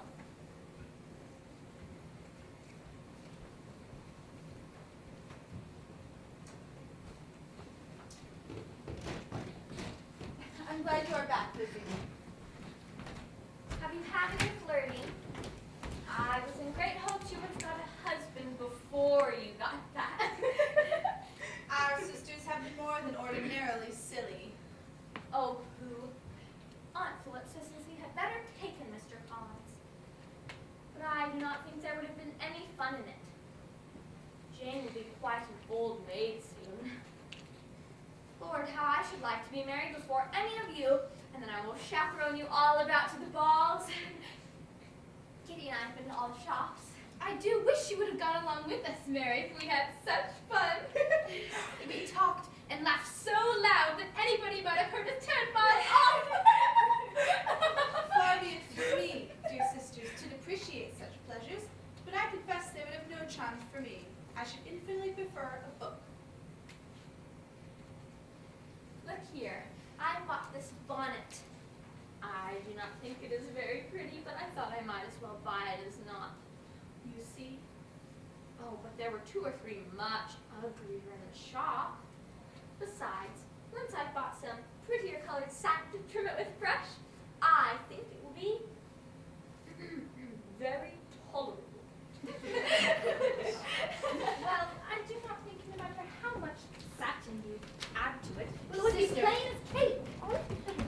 Sister, I am heartily sorry that Mr. Darcy should have delivered his sentiments in a manner so little suited to recommend them. But I grieve for the unhappiness the refusal must have given him. You do not blame me, however, for refusing him? Blame me? Oh no. But Wickham's so very bad. It is almost past belief. How unfortunate you should have used such very strong expressions in speaking of Wickham to Mr. Darcy. For now they do appear wholly undeserved.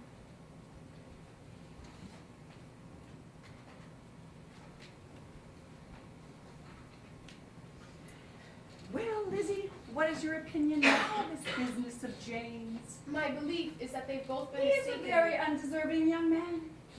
I do not believe she shall ever get him now. Mamma! Well, my comfort is I am sure Jane will die of a broken heart. And then he will be sorry for what he has done. News! Ecstatic! Delicious! Wonderful! News! Hearing that the regiment would leave for Brighton. I thought my heart should have broken. My heart. Mine? But oh, Mamma, I have received an invitation from Mrs. Forster, the wife of the regiment, to accompany her To Brighton! To Brighton! And I cannot see why I should not be asked as well. Shan't. Shall. You confuse your steps. The dance Espanol, you've but one dress for the new season that is an unsuitable green. Lydia will never rest easy till she's exposed her qualities in some public place or other, and we can never expect her to do so with so little expense or inconvenience to the family as under the present circumstances. Pa? Were you aware of the very great disadvantage to us all which must arise from Lydia's unguarded and imprudent manner? Nay, which has already arisen from it. What? Has she frightened away some of your lovers? I have no such injuries to resent. But dear father, if there is no check on her exuberant spirits, she will soon be beyond the reach of amendment. Oh, pooh. Yes, pooh. And Kitty will follow wherever Lydia leads. Papa has said I may. Indeed, a visit to Brighton comprises every possibility of earthly happiness. Where you may play the common flirt with at least 6 officers at once. I tell you all, I shan't dine or ever leave my room. Now. There will be no peace at Longbourn until Lydia goes to Brighton. Mr. Wickham has arrived to say his goodbyes, as the regiment tomorrow decamps for Brighton. But Mr. Wickham, I will not say my goodbyes, for Papa has agreed I may accept Mrs. Forster's invitation for an extended visit. It would be my pleasure at Bath to introduce you to Brighton and share the town's historical views.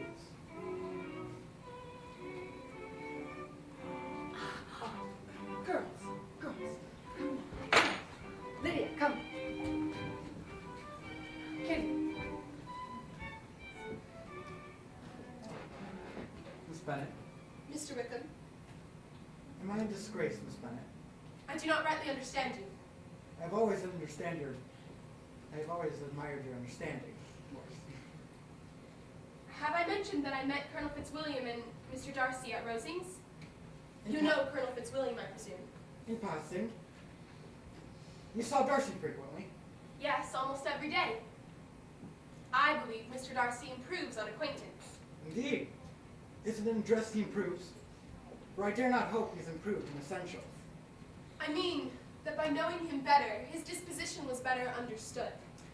I must rejoice that he is wise enough to assume even the appearance of what is right. For it must deter him from such foul misconduct as I have suffered by. But I fear I must leave you. We are on the march.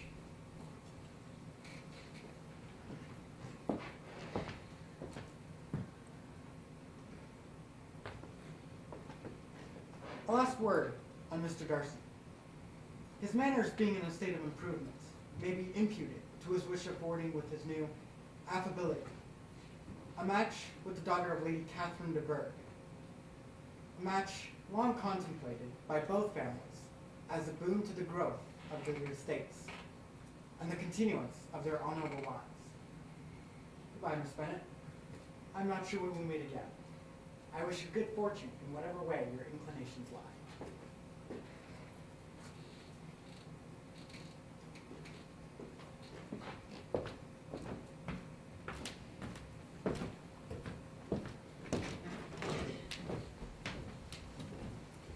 The departure of the regiment, including many acquaintances, wrapped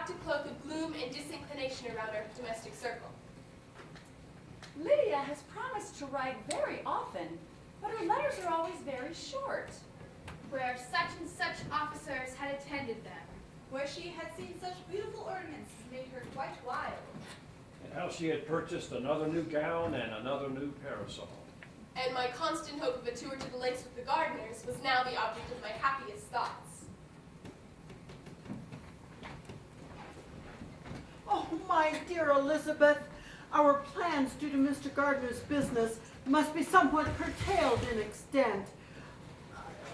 I'm afraid that we'll have to give up seeing the lakes and substitute a more contracted tour. You had not set your heart on seeing the lakes, had you? Well, I own they were an attraction.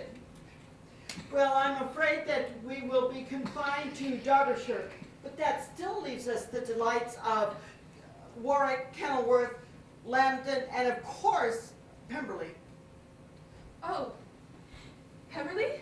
The Darcy estate. Yes, I recall.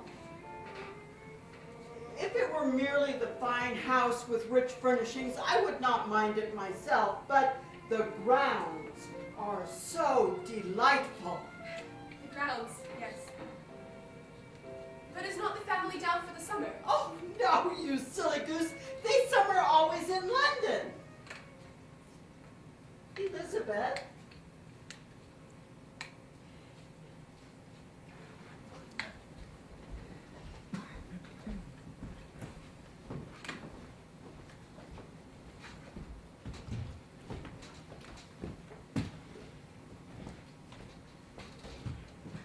The journey was, for scenery, splendid, and when we turned in at the lodge, we saw that Pemberley Park was large.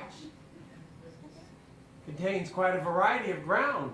Oh, glorious woods. Eh? Woods! Good stream for fishing. Ah, the house sits well on rising ground. Yeah. Yes. I own, I've never seen natural beauty so little contradicted by an awkward taste. Whoa there, Alexander.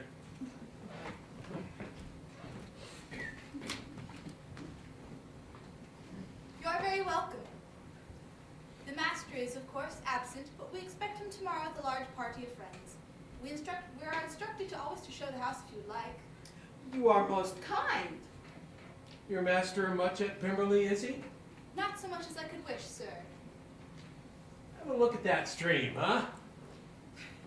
Please, do step in.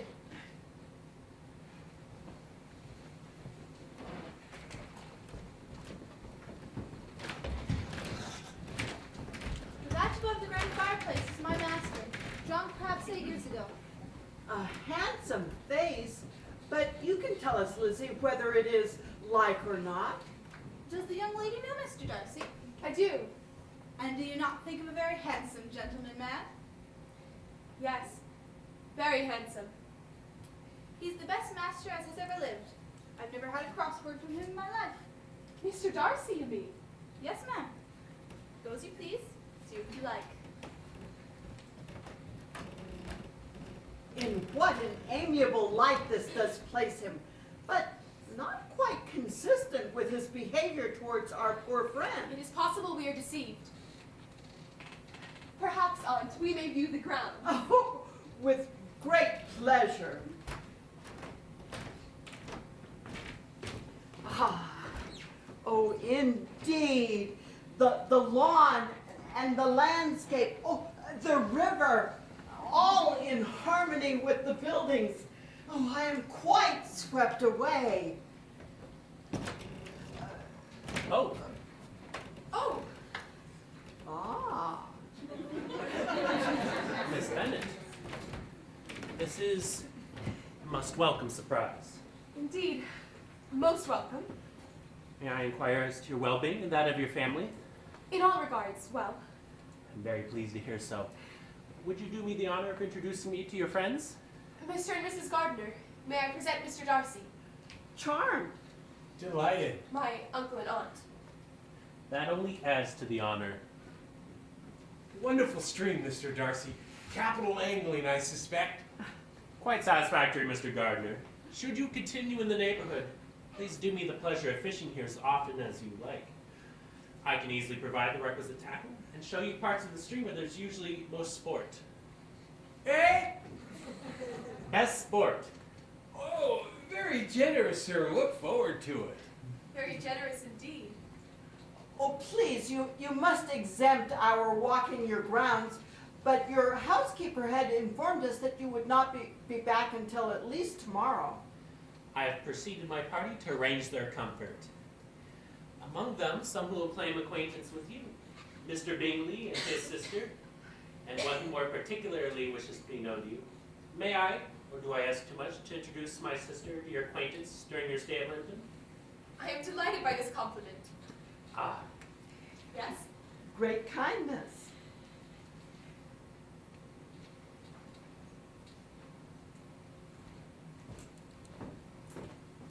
Perfectly well behaved, polite, and unassuming. There is something just a little bit aloof about him. To be sure, Lizzie, he is not handsome, but his features are perfectly fine. How came you to tell us he was so disagreeable? Well, Disagreeable! Oh, indeed not. At the worst, a little whimsical in his civilities.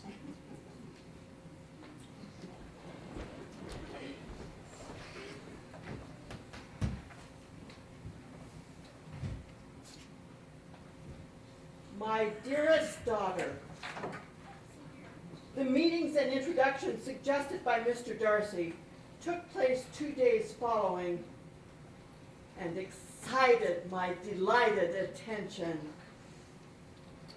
I conceived, you might say, a suspicion of Mr. Darcy and my niece, which on that occasion grew to a full conviction that one of them, at least, knew what it was like to love. Of Lizzie's sensations, I remained a little in doubt, but that the gentleman was overflowing with admiration was evident enough. thus, dearest Jane, in speaking of your supposed rival, Miss Darcy, I saw no looks between her and Mr. Bingley that spoke of particular regard. He also asked of me, with great interest, if all my sisters were still at Longbourn, which I took to be an inquiry as to your married state. Miss Bingley continues in her dislike of me. Georgiana Darcy is greatly civil, but very shy.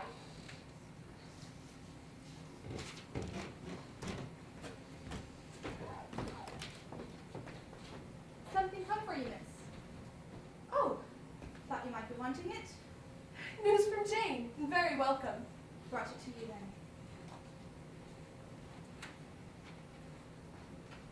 Dearest Lizzie, something has occurred of the most serious and unexpected nature.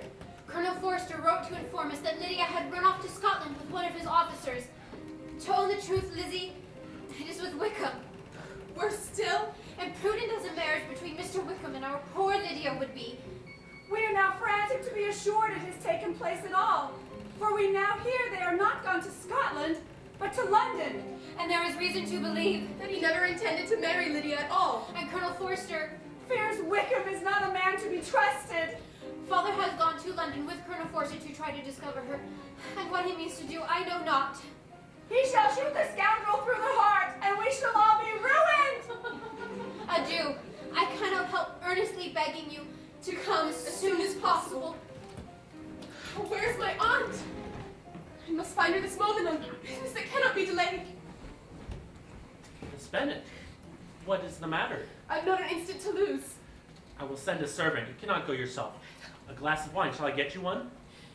No, I thank you. You are very ill. No. Only dreadful news.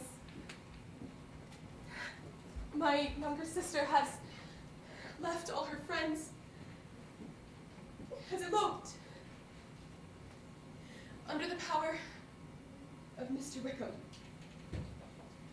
You know him too well to doubt the rest. She is lost forever. I am grieved, shocked. But is it absolutely certain? Certain.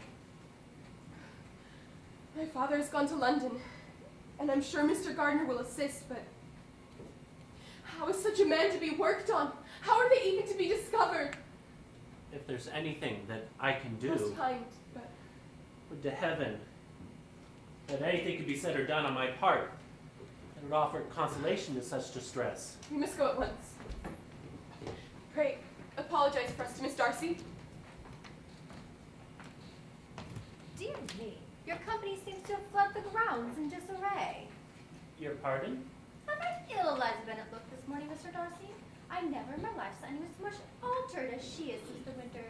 She has grown so brown and coarse. That is perhaps no miraculous consequence of traveling in the summer. I particularly recollect you saying one evening she, a beauty, I should as soon call her rather a wit. But afterwards she seemed to improve on you. I believe you thought her rather pretty at one time. Yes, but that was when I first met her. For now I consider her to be the handsomest woman of my acquaintance. Oh.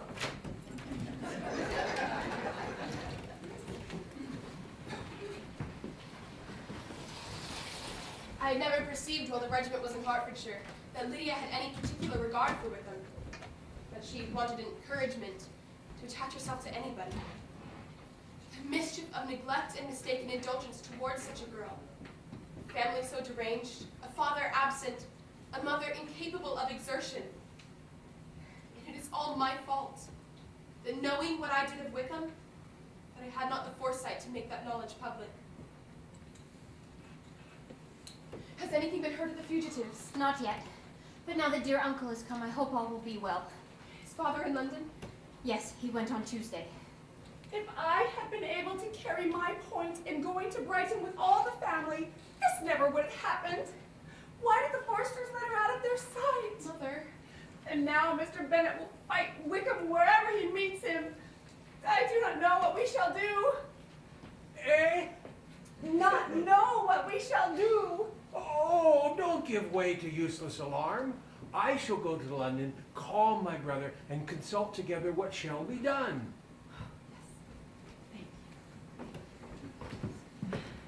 This is a most unfortunate affair, but we must stem the tide of malice and pour into the wounded bosoms of each other the balm of sisterly consolation. You see? Mary thinks it's all a book.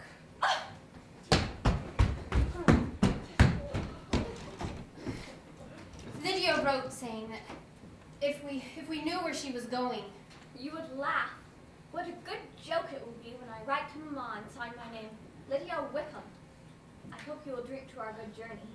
Thoughtless, thoughtless Lydia. But at least it shows that she was sincere in the object of her journey. Whatever afterward he might persuade her to, it was not on her side a scheme of infamy. My poor father, how he must have felt it. I never saw anyone so shocked. He could not speak a word. Mr. Bennet shocked. I was taken ill immediately. Indeed, I had to be carried to my room twice. Oh, Jane. Papa's here. Father! Mr. Bennet! Oh, Father, dear Mr. Bennet. what you must have endured. No, it's been my own fault and I ought to feel it. You must not be too severe upon yourself. No, Lizzie, for once in my life, let me know how much I am to blame. Unless I can defer it until Kitty runs away. I'm not going to run away, Papa. And if I should ever go to Brighton, I would behave far better than Lydia. Do you suppose them to be in London? Yes, where else can they be so well concealed? Father, and Uncle Gardner in London. Indeed, I have palpitations. Oh, I have seen them both. Oh, thank heaven! They are not married, nor can I find there was any intention of them being so. water! However, I hope there will not be long before they are. Not long. Not long. See, there she is, a good girl. Not long. Hush, Mrs. Bennet. All that is required of you is to assure your daughter, by settlement, her equal share of the £5,000, secured among your children after your decease. And enter into an engagement of allowing her during your life £100 per annum. Is it possible? can it be possible he will marry her? So Wickham is not so undeserving as we have thought But him. the terms, I suppose, must be complied with. Exactly. You must write him on the moment, Mr. Bennet. They must marry. Right, I will, but there are two things I very much wish to know. How much money your uncle has laid down to bring this about, and how can I pay him? Money? My uncle, what do you mean, sir? I mean, no man in his senses would marry Lydia for 100 a year while I'm alive and 50 after I'm gone. Wickham's a fool if he takes it for a farthing less than 10,000 pounds. And Mr. Gardner could pay such a sum? Oh, indeed he could not, nor I repay it. You must write, Mr. Bennet. Inscribe this minute. This is delightful indeed. She will be married. I shall see her again. Oh, my good, kind brother. I long to see her. And dear Wickham, too. Dear Wickham? Oh, but the clothes, the wedding clothes. We must see to it. I will make the arrangements myself. Ring the bell, Kitty. We must have the carriage. Oh, my dear, dear Lydia, how merry we shall be together when we meet. Calico, muslin, cambric. I will manage it all.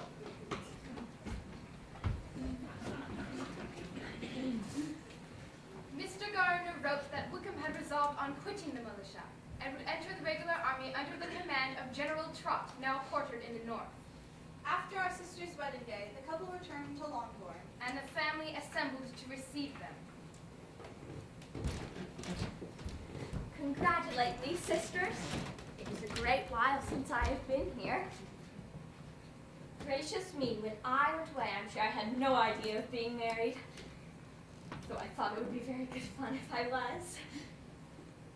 Dear Jane, I take your place now, and you must go lower, because I am a married woman. And what do you think of my husband? Is he not a charming man? All of my sisters must go to Brighton, as that is the place to get husbands. Wickham! I thank you for my share of the favor, but I do not particularly like your way of getting husbands. La, you are so strange. Though I must tell you how it all went off. Mary, Kitty, a moment, please.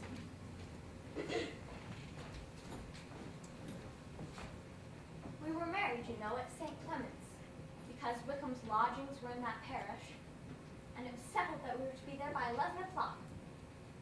Well, just as the carriage came to the door, my uncle was called away on business, and I was so frightened the wedding must needs be put off. But then I recollected Mr. Darcy would do just as well to give me away. Mr. Darcy? Give you away? Yes. He was to come there with Wickham, you know, but gracious me, I quite forgot. I ought not to have said a word. It was to be such a secret. If it was to be secret, say not another word. Indeed, we will ask you no questions. Indeed. For then I should tell all, and Wickham would be so angry. Lydia! Coming, Mamma.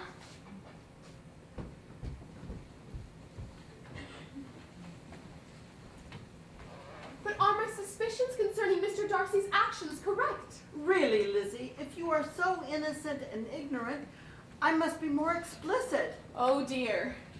Mr. Darcy told us that he had found out where Wickham and your sister were.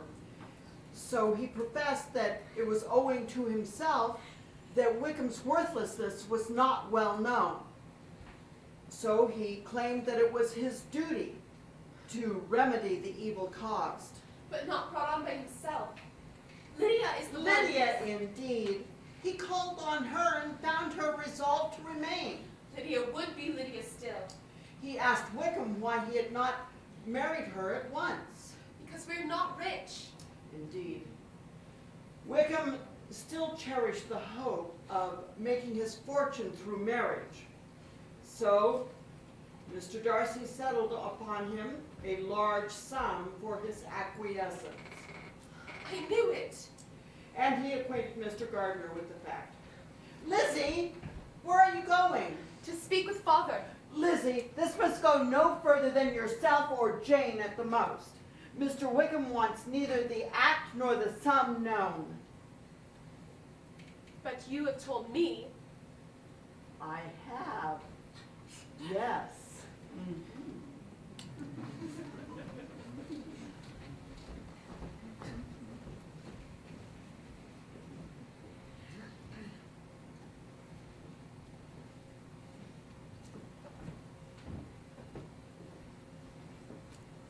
Ah, Miss Bennett, I fear I interrupt your solitary ramble. You do, yes. Ah, But it does not follow that the interruption must be unwelcome. I should be sorry, indeed, if it were. I find from your aunt you've seen Pemberley, I have, and you saw the housekeeper, I suppose. yes, What did she say? that you were gone into the army, and she had feared had not turned out well. I see. Did Darcy introduce you to a sister? He did, And do you like her? very much. I hope she will turn out well. I dare say she will. She has got over the most trying age. You think ill of me, do you not, Miss Elizabeth? I am very glad that you have married my sister, Mr. Wickham. How should you have liked making sermons? Exceedingly well. But it was not meant to be. I shall leave you to your thoughts. Come, Mr. Wickham. We are brother and sister, you know. Let us not quarrel about the past. In the future, I hope we shall always be of one mind. You're a generous spirit, sister.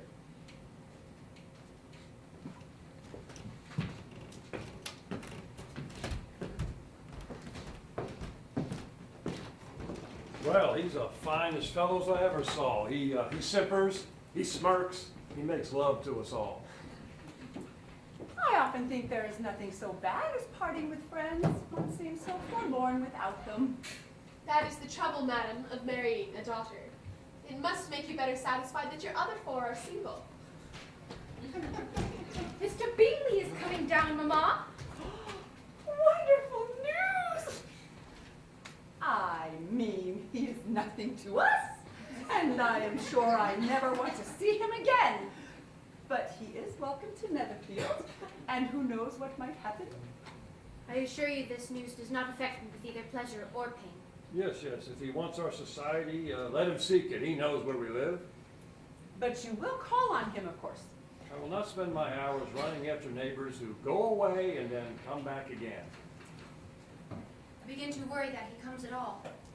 I could see him with a perfect indifference, but I can hardly bear to hear it thus perpetually talked of. My mother means well, but she does not know, no one can know, how much I suffer from what she says. I wish I could say anything to comfort you, but it is wholly out of my power. Mr. Bingley has entered the paddock and is riding toward the house. Do you contradict yourself with a smile of expectation? Let me first see how he behaves. It will then be early enough for expectation. And there's a gentleman with him, Mamma. Some acquaintance or other, my dear. I am sure I do not know. La, it looks just like that, what is his name? That tall, proud man. Good gracious! Mr. Darcy! So it does, I vow. Well, any friend of Mr. Bingley's will always be welcome here, to be sure. But else I must say I hate the very sight of it. Ah, Mr. Darcy.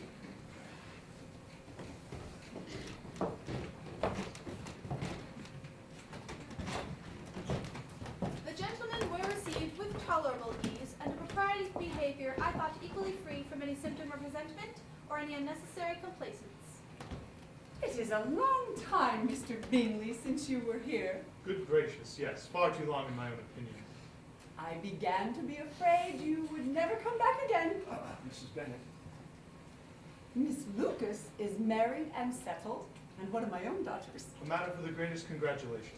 It is a delightful thing, to be sure, to have a daughter well married. Mr. Wickham has taken me down to Newcastle with his regiment. Place too far northward in my estimation. Indeed. Excellent shooting this season, Darcy. When you have killed all your own birds, Mr. Bingley, I beg you will come here and kill all of ours. You are a visit in my debt, Mr. Bingley, for when you went to last winter, you promised to take a family dinner with us as soon as you returned. I have not forgot, you see. I was very disappointed that you did not come back and keep your engagement. To be remedied at the first opportunity, Darcy.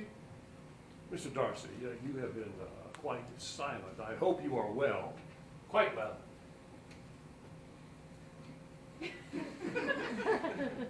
Very well. And then they went away. Mamma had been strongly inclined to ask them to stay and dine with us, but she did not think that anything less than 2 courses could satisfy the appetite and pride of one who had 10,000 a year. Why, if Mr. Darcy came only to be silent, grave, and indifferent, did he come at all?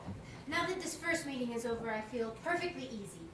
Obviously, on both sides, we met only as common and indifferent acquaintances. Oh, Jane, take care.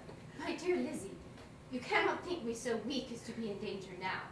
I think you are in very great danger of making him as much in love with you as ever.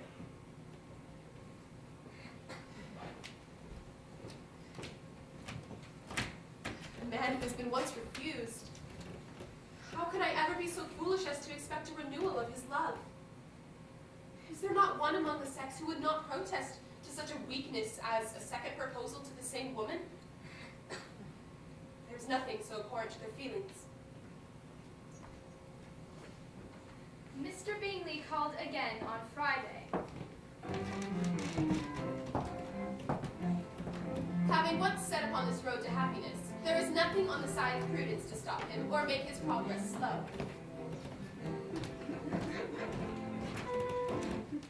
He called again on the following Tuesday. She was, of course, too good for him.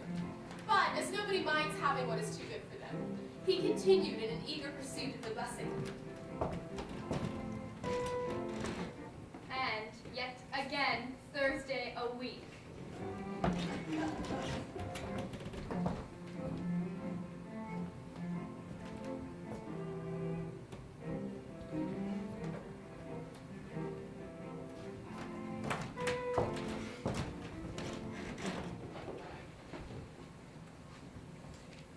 I begin to think there is something in this, Jane. And it was not possible that encouragement from Jane should be long wanting. Mr. Bingley has come! And he looks quite serious.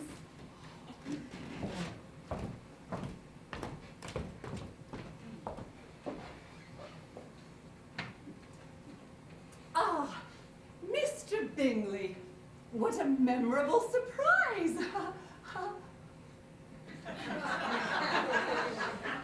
What is the matter, Mamma? What do you keep winking at me for?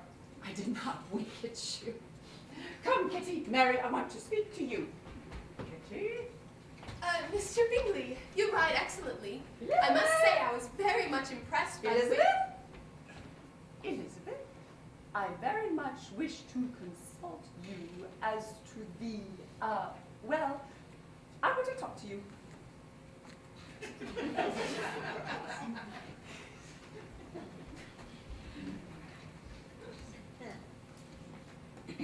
My dear Miss Bennet, I say, might I venture your given name?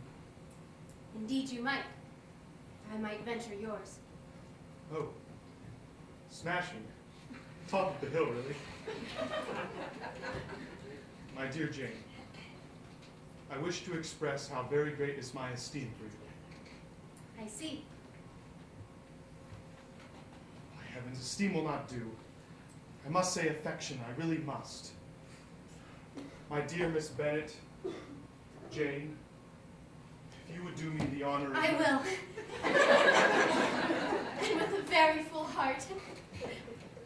But perhaps before a fuller expression, you might prefer a word with my father. Your father? Yes, well, this is top of the hill, and no mistaking. I will speak with him, if available, right this moment. Promise me you will not move so much as a ribbon. I will endeavor to be very, very still.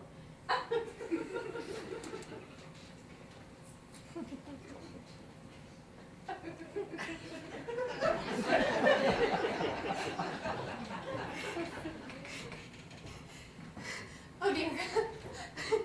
Lizzie! Lizzie, what? Oh, Lizzie, it's too much. By far too much. Oh, I do not deserve it. Why is everybody not as happy? Oh, Lizzie.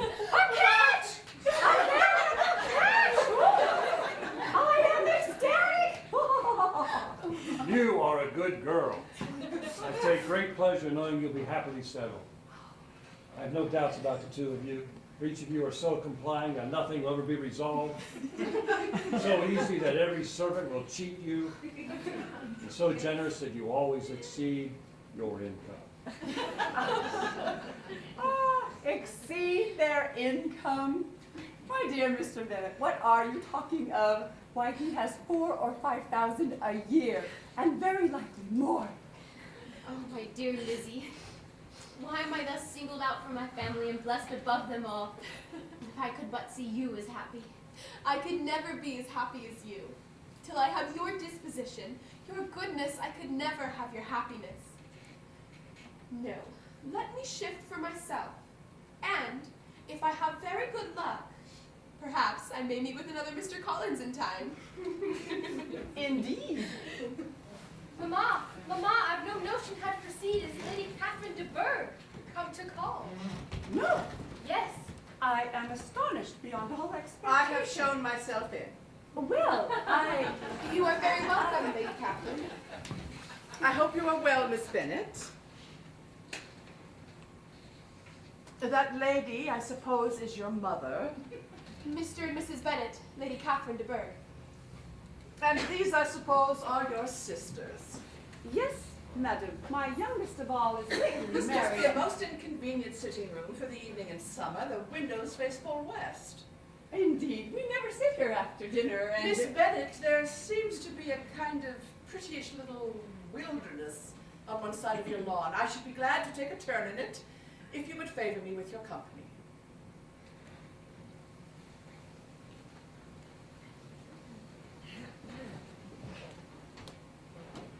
You could be at no loss, Miss Bennet, to understand the reason of my journey hither.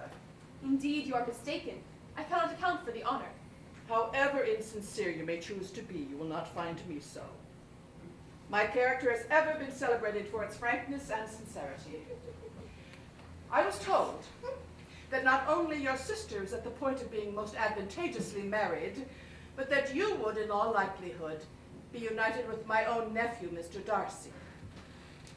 Though I know it to be a scandalous falsehood, I have arrived to make my sentiments known to you. If you believed it untrue, I wonder you took the trouble of coming so far. To have the report universally contradicted. Can you declare there is no foundation to it? Your ladyship may ask questions which I shall not choose to answer. This is not to be borne. Your ladyship has declared it impossible. But your arts and allurements, you may have in a moment of infatuation, make him forget what he owes to his family. You may have drawn him in. If I have, I certainly shall be the last person to confess it. Miss Bennet, I am unaccustomed to such language as this. I am entitled to know all of his dearest concerns. But you are not entitled to know mine. Mr. Darcy is engaged to my daughter. Now, what have you to say? Thus, you would have no reason to suspect he would make an offer to me. From his earliest moments, his mother and I planned the union, and he is destined for his cousin. But what is that to me? If there is no other objection to my marrying your nephew, I certainly shall not be kept from it by knowing his mother and aunt wished him to marry Miss de Bourgh. Honor, decorum, prudence, nay, interest, forbid it. Your alliance will be a disgrace. You have neither family connections nor fortune. Your name will not even be mentioned by any of us. These are heavy misfortunes. But the wife of Mr. Darcy will have no cause to repine. Obstinate, headstrong girl. I have not been in the habit of brooking disappointment. That that will make your ladyship's situation the more pitiable, but it can have no effect on me. Tell me, once and for all, are you engaged to him? I am not. And will you promise me never to enter into such an engagement? I shall make no promise of the kind. I must beg, therefore, to be importuned no longer on the subject. Not so hasty, if you please. To the objections I have already urged, I have another to add. I am no stranger to the particulars of your younger sister's infamous elopement. Lady Catherine. A patched-up business at the expense of your father. I must and uncle. ask you. Is such a girl to be my nephew's sister? Is her husband, the son of his late father's steward, to be his brother? Heaven and earth! Of what are you thinking? Are the shades of Pemberley to be thus polluted? You have insulted me in every possible method. I must beg, therefore, to be allowed to return to the house. You are resolved to ruin him in the opinion of all his friends, to make of him the contempt of the world, against the claims of duty, honor, and gratitude. Neither duty, honor, nor gratitude can have any possible claim on me in the present instance. And with regard to the resentment of his family or the indignation of the world, if the former were excited by his marrying me, it would not give me one moment's concern. And the world in general would have too much sense to join in the scorn. Very well. I shall now know how to act. Do not imagine, Miss Bennett, that your ambition will ever be gratified. I take no leave of you, Miss Bennett. I send no compliments to your mother. I am most seriously displeased.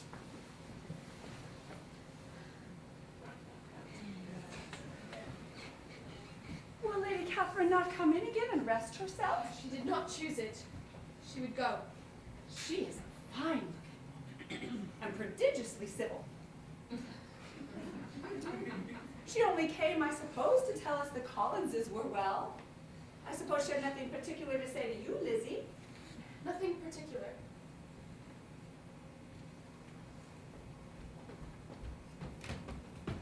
Oh, Lizzie, I received a letter this morning that's astonished me. I did not know I had two daughters on the brink of matrimony. Letters from Mr. Collins. Mr. Collins? Mm-hmm. Your daughter Elizabeth, it is presumed, will not long bear the name of Bennett after her eldest sister has resigned it. And the chosen partner of her fate may be reasonably looked upon as one of the most illustrious personages in this land. Can you possibly guess, Lizzie, who's meant by this? Mr. Darcy, you see, is the man. Well, Lizzie, I think I've surprised you. Is it not rich? Are you not diverted? Lizzie, you look like you did not enjoy it. Well, can you not accept the idle report of a country parson? But what do we live by but to make sport of our neighbors and laugh at them in our turn? I am excessively diverted. But it is so strange. That's what makes it amusing. His perfect indifference and your pointed dislike make it delightfully absurd.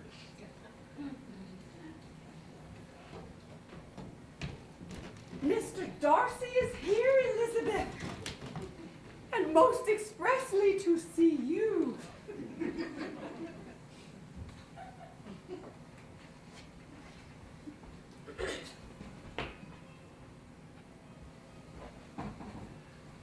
Miss Bennett. Mr. Darcy. I am a very selfish creature, and for the sake of giving relief to my own feelings, care not how much I may be wounding yours. I can no longer help thanking you for your unexampled kindness to my poor sister. Were it known to the rest of my family, I would not have merely my own gratitude to express. I'm sorry, exceedingly sorry that you've been informed of what may in a mistaken light have given you uneasiness. Did not think Mrs. Gardner was so little to be trusted. You must not blame my aunt. Lydia's thoughtlessness first betrayed me to your involvement. Let me thank you again and again. If you will thank me, let it be for yourself alone. Your family owes me nothing. Much as I respect them, I believe I thought only of you. So, Indeed. Well, you're too generous to trifle with me. If your feelings are what they were last April, tell me so at once. My affections and feelings remain the same. But one word from you will silence me forever. Mr. Darcy. Mr. Darcy, my feelings have undergone so material a change since the period you alluded to, as to make me receive with gratitude your Present assurances. Exactly. I am. You are? I am. Yes, very much so. I believe my aunt's been to see you. She has. My feelings, you may know, are exactly contrariwise. I hope you spoke to her quite frankly. Yes. You know enough of my frankness to believe me capable of that. After abusing you so abominably to your face, I could have no scruple in abusing you to all your relations. What did you say to me that I did not deserve? My previous behavior to you has merited the severest reproof. It was unpardonable. The conduct of neither, if strictly examined, will be irreproachable. But since then, we have both, I hope, improved in civility. When I was a child, I was taught what was right, but I was not taught to correct my temper. I was given good principles, but left only to follow them in pride and conceit. By you, I was properly humbled. I came to you without doubt in my reception. You showed me how insufficient were all my pretensions to please a woman worthy of being pleased. I am almost afraid of asking you what you thought of me when we met at Pemberley. You blamed me for coming. I only felt pleasant surprise, and made it my object then to show you by every civility within my power that your proofs have been attended to. How soon other wishes introduced themselves, I cannot be sure. But I believe about half an hour after I had seen you. Other wishes? Other wishes, yes. And Mr. Bingley? On the night before I went to London, I told him all that had occurred to make my previous interference in his affairs impertinent and absurd. Moreover, I told him I believed myself mistaken in supposing your sister's indifference to him. And as I could easily tell that his attachment to her was unabated, I felt no doubt in their happiness together. Did you speak from your own observation or merely from my information last spring? I had narrowly observed her and was convinced of her affection. And what do you narrowly observe in me, Mr. Darcy? That something, not sure what, is to be expected. What have I done? Oh, I sincerely beg your pardon. You have not yet learned to be laughed at. But it was rather too early to begin.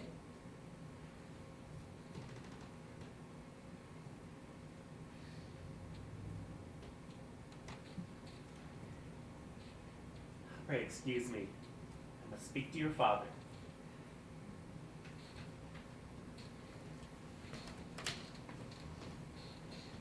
I've given him my consent, and I now give it to you if you're resolved to have it. But I know your disposition, Lizzie. You can either be happy nor respectable. You do not truly esteem your husband.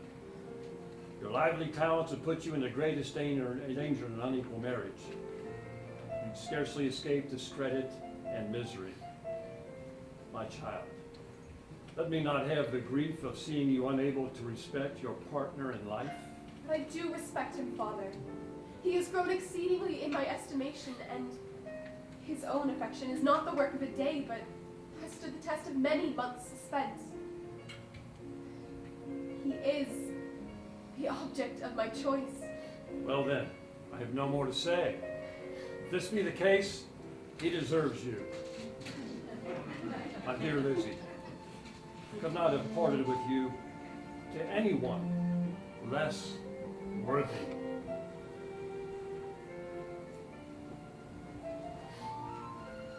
To complete the favorable impression, Lizzie then told Papa what Mr. Darcy had voluntarily done for Lydia. He heard her with astonishment. This has been a night of wonders indeed. So Darcy did everything. He made the maps, he gave the money, he paid the fellow's debts, he got him his commission. So much the better. Yeah, it saved me a world of trouble and economy. Oh, if any young men come calling for Mary or Kitty, send them in, for I am quite at leisure. Good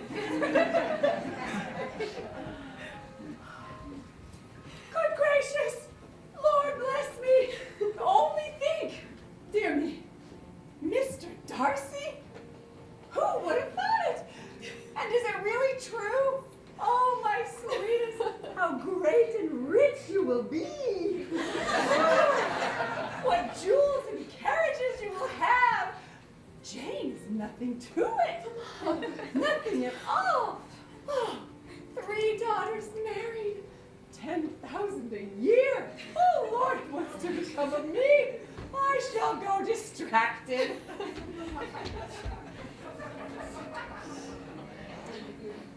Now I am quite happy, for you will be as happy as myself. Were it for nothing but his love of you, I must always have esteemed him. But now as Bingley's friend and your husband, there can be only Bingley and yourself more dear to me. Now go. Go.